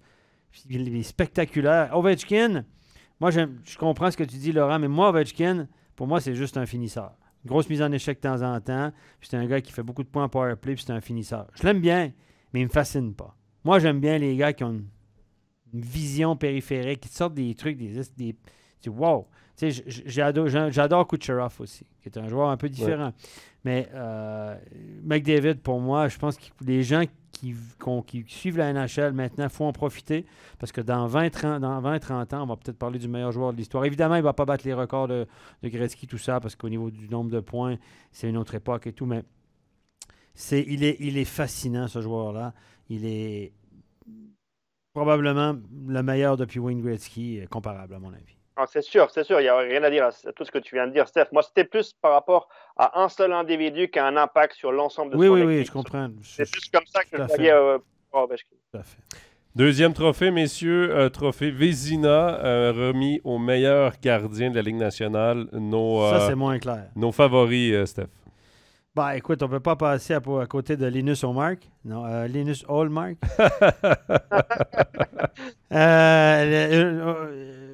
Voilà, déjà son nom nous parle. Ullmark, ça ressemble tellement à l'autre Linus qu'on a, mais le gardien de Boston est juste incroyable. Bon, c'est un gars qui est sorti de nulle part. Hein. C'est un gars qui a fin de la vingtaine. On ne l'a pas trop vu jusqu'à maintenant. Ça a été un choix au repêchage très tardif. On sait que pour les gardiens, ça arrive souvent que c'est des choix tardifs parce que le développement est plus tardif. Mais il est dominant, moins de 2 buts alloués par match, 93% d'arrêt. L'équipe va superbement bien. On ne peut pas passer à côté d'un gars comme ça. Mais on a parlé d'Oettinger aussi du côté de Dallas, qu'on a beaucoup pu admirer l'année passée. Comment il s'appelle le Québécois qui joue? Pierre-Luc Dubois qui joue avec les Jets de Winnipeg parlait cette semaine lors de son passage à Montréal. Ils ont perdu à Montréal, d'ailleurs, les Jets de Winnipeg. Il a dit en entrevue que selon lui, les Jets de Winnipeg ont le meilleur gardien de la Ligue, Hellebuck. Donc, évidemment, c'est peut-être son pote, puis il voulait en parler en bien, mais en général, les gars, ils disent pas ça pour rien, parce qu'il fait des gros arrêts, puis là, son équipe a gagné tous les matchs. Donc, il y a quand même plusieurs gardiens là, qui qu'on peut mettre en avant et qui font de l'excellent travail. Laurent? Oui, je suis assez d'accord avec le gardien de Dallas qui est une grosse surprise. Moi, j'ai toujours un petit fait pour Vasilevskiy du côté de Tampa. Je le trouve toujours solide lorsqu'il est en forme, lorsqu'il est dans une grande soirée. C'est un gardien qui est imbattable. Il est gros, il prend de la place. Alors, il lui arrive d'avoir des mauvaises soirées, comme toute l'équipe de Tampa parfois. Mais moi, j'aime beaucoup ce gardien. Mais c'est vrai que quand ils sont bons longtemps comme ça, on vient qu'on les oublie. C'est comme normal, finalement. Ben, comme Carey Price, on oubliait que Carey Price est un gardien exceptionnel également. On trouvait tous ses défauts, mais reste que Carey Price, à travers la Ligue nationale, était année après année le gardien le plus dominant, voté par ses pairs, voté par les joueurs. Les joueurs détestaient jouer contre Carey Price et détestent jouer contre Vasilevskiy, justement parce que techniquement, ils sont hors du commun. Physiquement, ils prennent de la place. Et en plus, Vasilevskiy, je dirais, même athlétiquement, les grands écarts, il a quelque chose. Price était très carré dans sa technique. Il avait probablement la plus belle technique de l'histoire de la Ligue nationale, style papillon. Vasilevskiy est peut-être un petit peu plus hybride dans sa technique, mais ce sont deux gardiens. C'est vrai qu'au fil des années, on les oublie un peu, mais ça reste quand même l'élite. Pour revenir un peu aux statistiques, là, la liste, parce que j'avais sorti 4 gardiens, évidemment. Ullmark, 29 matchs, 24 victoires, moyenne à 1,88, pourcentage d'arrêt à 93,7. C'est exceptionnel comme chiffre. Je serais surpris. En NHL, c'est exceptionnel. Je serais surpris qu'il ne soit pas le choix, donc le gardien des Bruins de Boston. Connor Hellebuyck à Winnipeg, Jake Oettinger à Dallas. Messieurs, on n'a pas non plus parlé de Ilya Sorokin avec les Islanders de New York. Il a connu un très, très bon début de saison. Je dirais un bon premier 30 matchs. Ça s'est calmé un petit peu pour les Islanders. Ça s'est calmé également dans son cas, mais reste que si les Islanders sont dans le portrait pour les playoffs, c'est en grande partie grâce à lui en début de saison. Messieurs, on avance un peu. Le trophée Norris remis au défenseur le plus utile de la saison régulière. Et là, il peut y avoir un bon débat. Ben, écoutez, là, en Amérique, évidemment, les débats, moi, j'écoute beaucoup les talk shows nord-américains. Et puis le débat, c'est pourquoi le trophée Vézina, on le donne souvent, à Norris, pardon, au meilleur défenseur, on le donne souvent au défenseur qui a fait le plus de points. On parle des gars qui ressortent, c'est des Makar, c'est des Carlson, c'est des Josi, c'est des gars qui font des points puis qui sont offensifs. Mais là, ils disent, mais il y a quand même d'excellents joueurs de défense qui sont encore plus utiles peut-être à leur équipe qu'on ne parle pas. Donc, ils parlaient de splitter ça. J'ai une idée comme ça, hein, de splitter en meilleur défenseur offensif et meilleur défenseur défensif. Et là, ça ouvrirait des horizons. Mais si on parle des défenseurs offensifs, bien Carlson, quasiment 60 points, 59 points, 45 matchs. Son équipe en arrache. Le gars est, comme tu disais, dans le différentiel négatif, moins 6, évidemment. Donc, il y a beaucoup de points en power play. Moi, j'ai de la peine avec Carlson, même si c'est un gars qui prend des tonnes de points. Pour moi, je ne voterai pas pour Carlson. Il y a évidemment Makar qui est toujours dans le décor. Josi, comme ils disent en Amérique du Nord, ne connaît pas la même saison qu'avant. Il y a un défenseur qu'on ne connaît pas, on en parlait, Morrissey, Josh Morrissey, qui joue à Winnipeg. Il connaît peut-être la meilleure saison en carrière. On parle de lui comme une aubaine à 6 millions par année. Voyez, on n'a pas toutes les mêmes aubaines dans la vie. Hein? Donc, voilà, c'est un gars qui avait signé un contrat à long terme à 6 millions par année. Donc, il connaît une bonne saison. Mais pourquoi on en parle? Parce qu'il connaît une bonne saison offensivement. Il a quasiment un point par match. Mais alors que c'est le même défenseur que l'année passée, quasiment. Donc, vous voyez, on est toujours influencé par « Ah, il a marqué des buts. Ah, il fait des points. » Mais Morrissey, pourquoi cette année plus que l'année passée? Moi, j'en ai un autre, moi. Vas-y. Moi, j'ai découvert, je vous avoue, je ne sais pas si je le prononce juste, mais il s'appelle Dunn, de la part de Seattle. Et je trouve que c'est un défenseur extrêmement complet, comme on dit dans les deux sens de la patinoire. Il fait beaucoup de points encore cette saison. Et voilà, si moi je dois voter, je le donnerai pour ce joueur de Seattle. C'est Vince Dunn, c'est ça, ouais. Défenseur. Elle a 33 points déjà en 44 matchs, plus 26. C'est vrai que c'est une... Tu vois, moi, je ne l'avais pas dans ma liste de joueurs, mais c'est vrai que c'est une candidature très intéressante. Parce que moi non plus, je suis pas...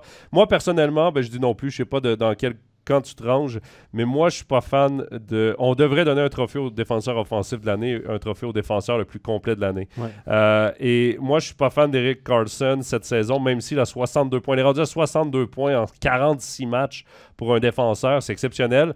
mais dans l'une des pires équipes de la Ligue, il est moins 5. Il a 10 points en avantage numérique. Donc, ça veut dire que ses 52 autres points ont été à 5 contre 5 et il est quand même dans le négatif. Ça veut dire que quand il est sur la patinoire, son équipe concède énormément de buts. C'est pour ça que moi, je le mets 3e sur ma liste parce que, oui, il est impressionnant offensivement, mais pour moi, Josh Morrissey, Rasmus Dahlin qui est en pleine éclosion. Buffalo, tout le monde à s'en Buffalo, fout. tout le monde s'en fout, mais il est en pleine éclosion. Là, c'est plus d'un point par match, 48 points en 42 matchs pour Rasmus Dahlin, ancien premier choix au total. Adam Fox, 45 points en 45 matchs, mais plus 19 à New York. C'est vraiment le carrière de cette équipe-là. Cale Makar, j'aime bien Vince Dunn. Je dois avouer, Laurent, que j'y avais pas pensé, mais c'est vrai que c'est... Je suis là pour ça, Jonathan. Parce qu'il voulait nous faire mal pareil. Ben, on va voir si t'es capable de nous en sortir d'autres du champ gauche comme ça. Là. Du champ gauche, ça c'est québécois aussi. Ça, c'est québécois, au baseball, oui. ça. Champ gauche, hein. Je savais que ça allait te parler. Trophée Jack Adams remis au meilleur entraîneur-chef. Je sais pas si tu vas aller dans le même sens que nous. Je te laisse prendre la parole en premier. Alors, j'avais déjà prévenu Jonathan que je n'allais pas me rappeler de son nom, donc ça va être plus simple de dire le coach de. Ça sera justement Seattle, parce que pour moi, c'est la grosse surprise de la NHL depuis le début de la saison. C'est sa deuxième saison, enfin Seattle est à sa deuxième saison dans la Ligue nationale et ils sont en train de se qualifier pour les séries éliminatoires. Ils sont en train de faire une saison exceptionnelle à l'Ouest. Tu l'as dit tout à l'heure, une équipe comme l'Avalanche du Colorado qui est tenue en titre va peut-être pas faire les playoffs et Seattle va le faire. Donc moi, mon coup de cœur, si je dois en donner un, c'est pour l'entraîneur de Seattle. Dave Axtell. Axtell, ouais. Très classe, ce garçon derrière le banc, d'ailleurs. 26 matchs en 26 victoires en 44 matchs jusqu'ici, Seattle. 10e au classement général de la Ligue nationale de hockey, donc 10e sur 32. Tu m'as fait peur, j'aurais cru que j'avais dit une bêtise. Non, t'as dit aucune bêtise. C'est vrai qu'ils sont dans le portrait pour les playoffs, mais dans le classement général de la Ligue, 10e, c'est assez exceptionnel pour une équipe qu'on avait tous pointé du doigt après le repêchage d'expansion en se disant ils n'ont pas la même équipe que Vegas. On voit que les autres équipes se sont préparées.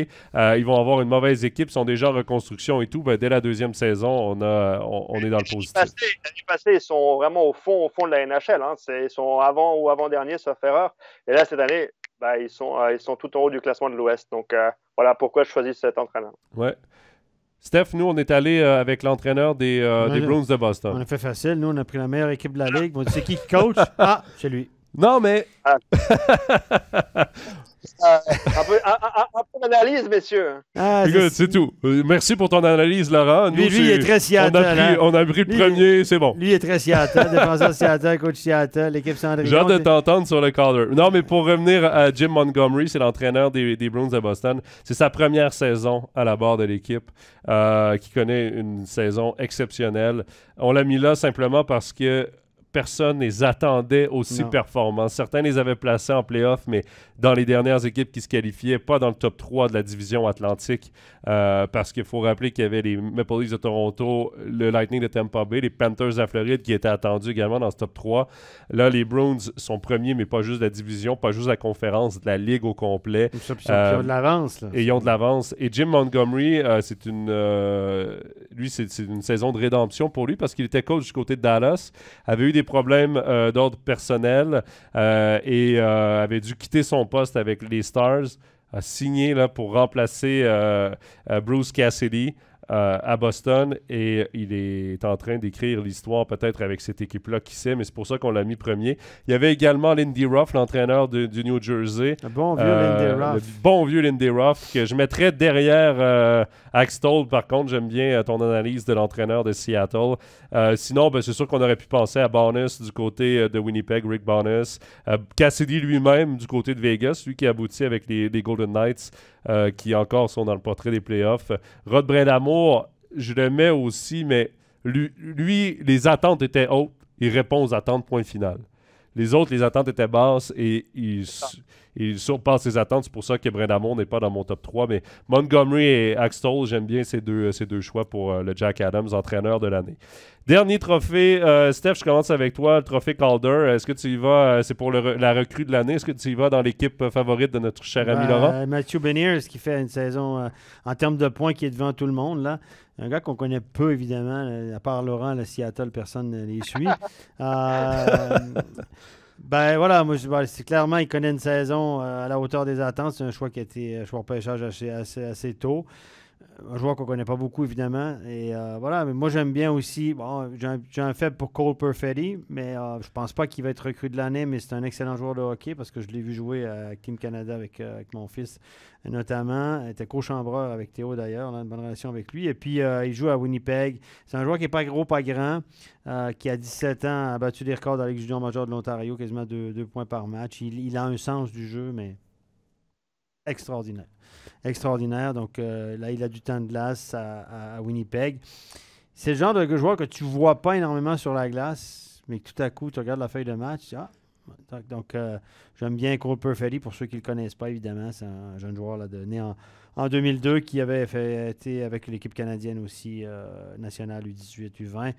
Donc, voilà, petite parenthèse pour... mais je pense que Beniers, pour l'instant, a une longueur d'avance. Il y en a un autre qui t'intéresse, toi? Ouais, moi j'ai le gardien également des Golden Knights de Vegas. Je sais pas, Laurent, si il était sur ta liste, là, mais Logan Thompson. Vegas, c'était le gros point d'interrogation devant la cage. Qu'est-ce qui allait se passer? Parce que Robin Lehner allait être absent. Et finalement, Logan Thompson est arrivé et a le poste de numéro 1 depuis le début de la saison. C'est 18 victoires en 31 matchs, 2 jeux blancs, moyenne à 91,3, pourcentage d'arrêt plutôt à 91,3, moyenne à 2,72. J'espère qu'il n'est pas aussi endetté que son prédécesseur. J'espère pour lui, parce que... Ça va pas bien. Non, mais pour moi, un gardien de but... À Vegas, c'est dangereux d'être... On peut vite être C'est pas la bonne place, t'es endetté, hein? On est d'accord. Non, certainement pas. Mais Logan Thompson, là, c'est évidemment 25 ans. Il arrive un peu sur le tard. C'est pourquoi je donne quand même la palme à Matthew Beniers, qui est plus jeune. Mais quand même, d'arriver à 25 ans de ta première saison, d'être premier gardien d'une équipe qui a clairement en tête de se qualifier pour les playoffs et d'aller le plus loin possible en playoffs, c'est énormément de pression. Thompson a réussi à réaliser jusqu'ici une belle première moitié de saison. Donc, à voir. Mais j'irai également avec Matthew Beniers. Laurent, toi, de ton côté, recrue de l'année?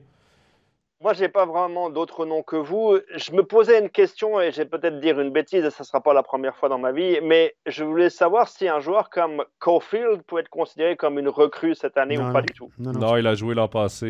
Il a dépassé le nombre de matchs minimum. C'est pas comme en Suisse avec le titre du Youngster of the Year que tu peux l'avoir 3 ans après. Là. Non, mais les Youngsters, c'est Youngster.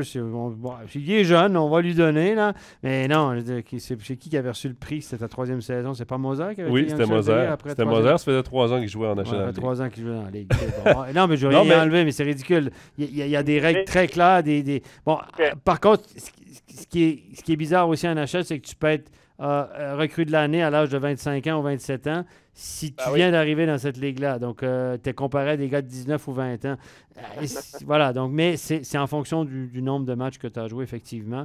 Et Jack Hughes est en train de sortir de sa coquille aussi, mais lui aussi, c'est pas... Mais pour revenir à mon choix de Caulfield, c'était aussi parce que j'avais discuté avec un grand expert du hockey en Suisse, un Québécois, je ne sais plus lequel c'était, qui ne me croyait pas beaucoup en ce franchement, non. Qui le trouvait, qu'il allait avoir de la difficulté. Je ne sais pas qui c'est, hein, je ne sais pas citer le nom. Non, j'y croyais pas vraiment. Je suis assez bluffé par ce qu'il fait justement avec Montréal, je trouve. Et c'est pour ça que je pensais à lui. Si j'avais pu le prendre, je serais allé sur lui. Mais les autres noms que vous avez donnés me vont très bien. J'aime beaucoup Caulfield. Il fait vendre des billets. Les gens ils regardent le match. L'équipe va mal, mais ils regardent s'il veut marquer des buts. Moi, je ne pariais pas pour lui. Je trouvais qu'il avait l'air d'un midget 2C quand il jouait la première année. Midget 2C, c'est genre novice top ici en Suisse. U17 top. Mais je trouvais que oui, il a cette habilité à marquer, mais je trouvais que physiquement, compliqué.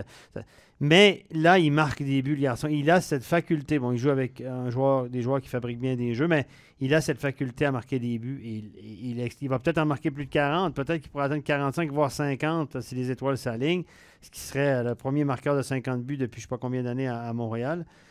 Mais c'est tout ce qu'il fait sur la glace, marquer des buts. Il ne fait rien d'autre, sincèrement, mais il le fait bien. Mais c'était pour un clin d'œil pour toi, en fait. Non, mais t'as raison. Non, mais tu fais bien de le faire, parce que moi, je vais lui rappeler. Moi, quand il va atteindre 50 buts, je vais lui rappeler aussi. Je n'y croyais pas du tout. Je suis pas un grand fan de Caulfield, même si j'aime bien sa bouille. Puis il est très populaire à Montréal parce qu'il est spontané, il est enjoué, il donne des bonnes entrevues. C'est un gars qui va faire vendre des billets pendant des années à Montréal. Il y a McDonald's qui l'a déjà engagé pour ses campagnes de pub, etc. Il a des sponsors partout. Voilà, c'est tu peux pas autrement que le trouver sympa, le garçon. Tu dis, attends, il a l'air d'un junior qui joue avec un ado qui joue avec des adultes, puis en plus, il marque des buts. Tu dis, c'est incroyable. Mais pour l'avoir vu jouer de près, Stéphane, quand j'étais au Québec, là, j'étais assis tout près de la bande, là, dans la zone du Canadien. C'est le joueur, et je l'ai vu dans l'échauffement, qui a le meilleur tir de l'équipe. Tir du poignet, semi-frappé.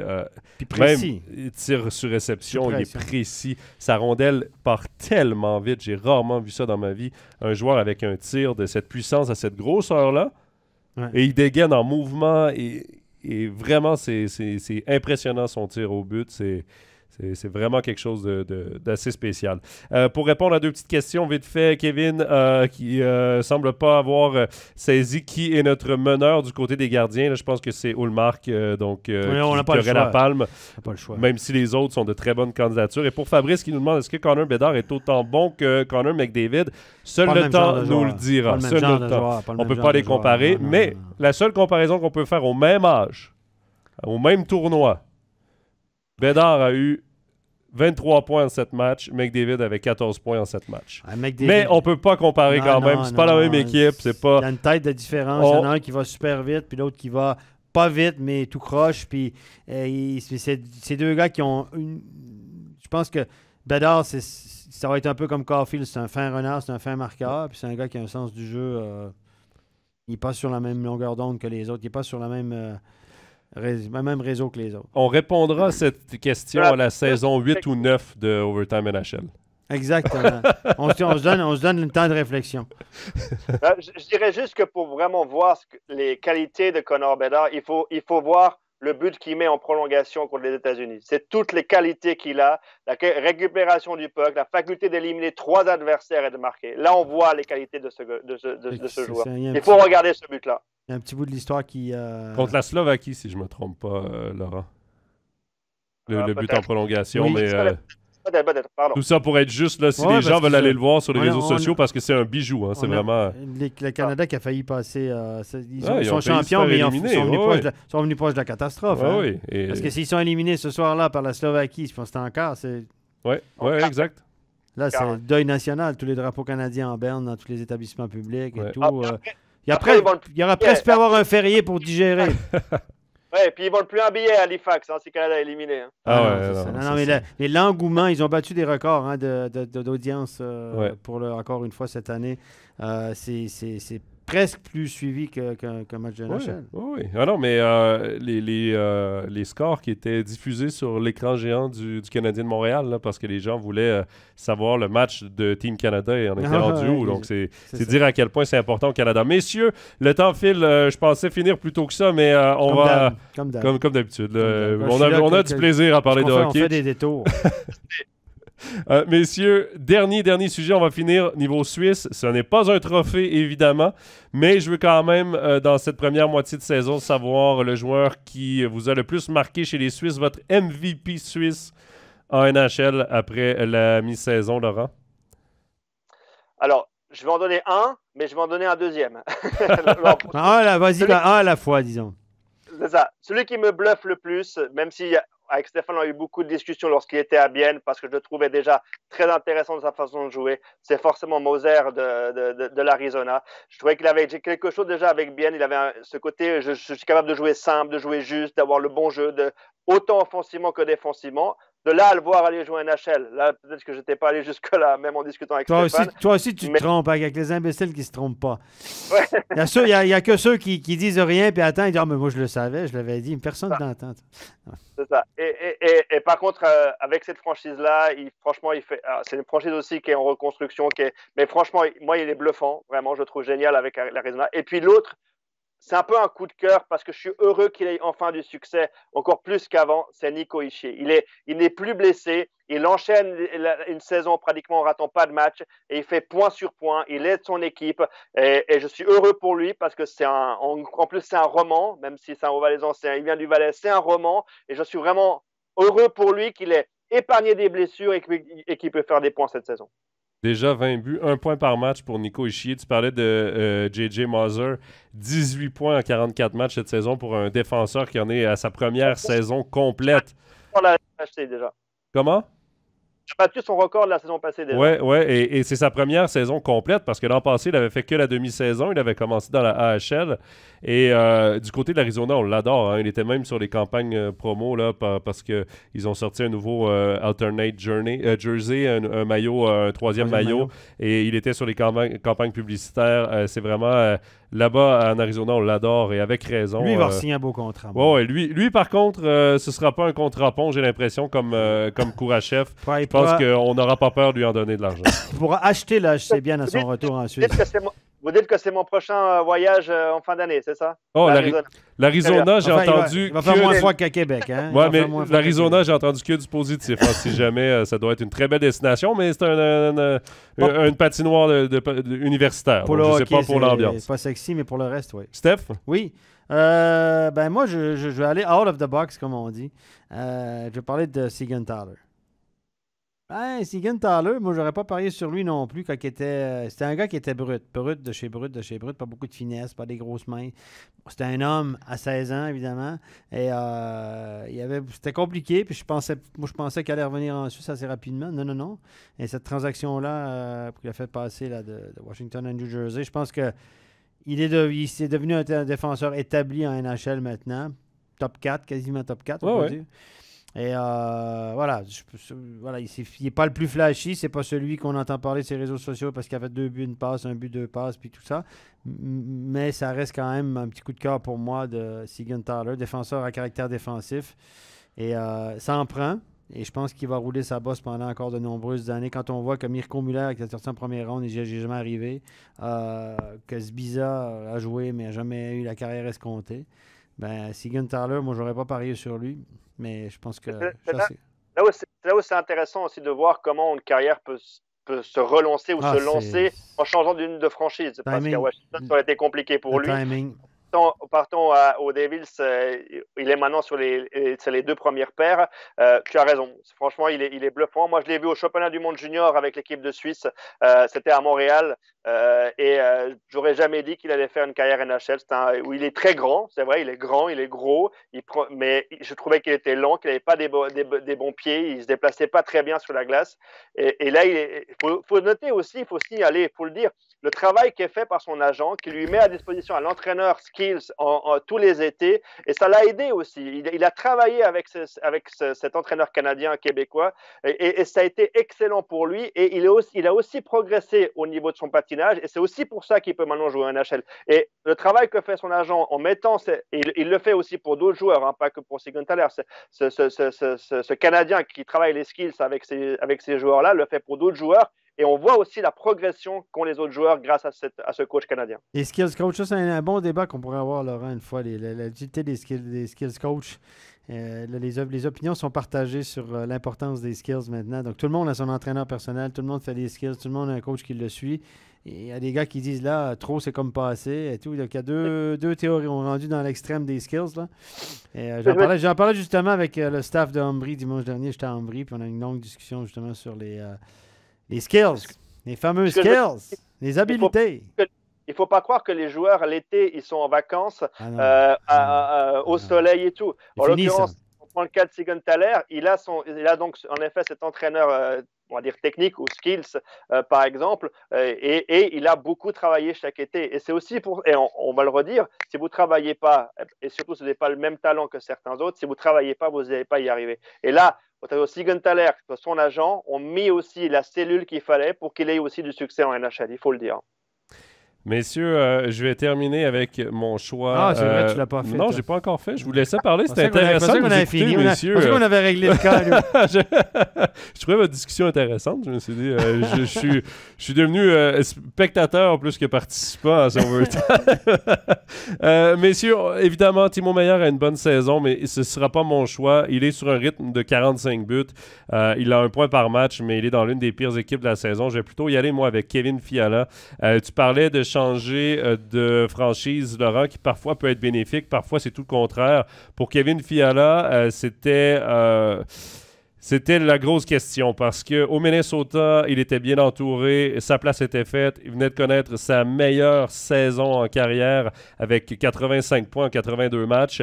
Enfin, il avait de la constance dans son jeu. Enfin, il était là, Kevin Fiala, qu'on voulait aller chercher du côté de Nashville au début quand on l'a repêché, mais ensuite du Minnesota parce qu'on avait donné beaucoup à l'époque pour aller le chercher.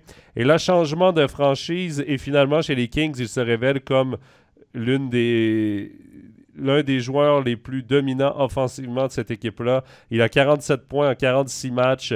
Il est sur un rythme de points à peu près identique à la saison dernière, mais c'est surtout la consécration pour lui. Il va participer aux playoffs avec cette équipe des Kings, j'en suis pratiquement certain.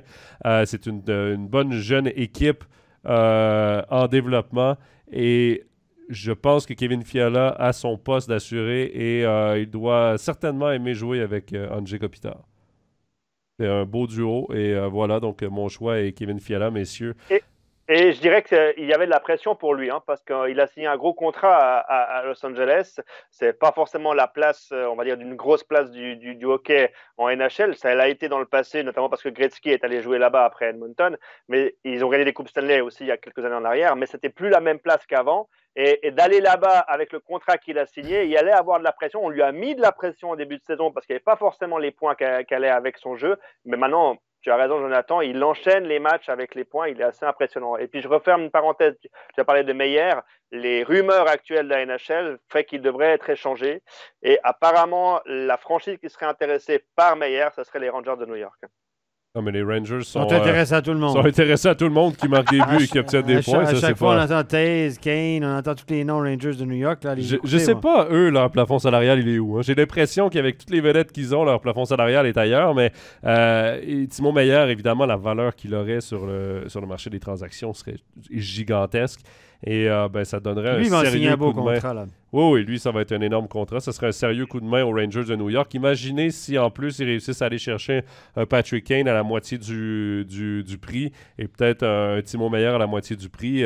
Ces deux joueurs-là, ensemble, ça ferait des belles flamèches. Et on donnerait quoi? Lafrenière moi, je serais prêt. Lafrenière, il est beaucoup de pourparlers parce qu'on est un peu déçus de lui. Ils sont pas très contents, oui. Mais est-ce que San Jose va se contenter de Lafrenière et d'un choix tardif de première ronde pour un Timo Meier? Pas certain.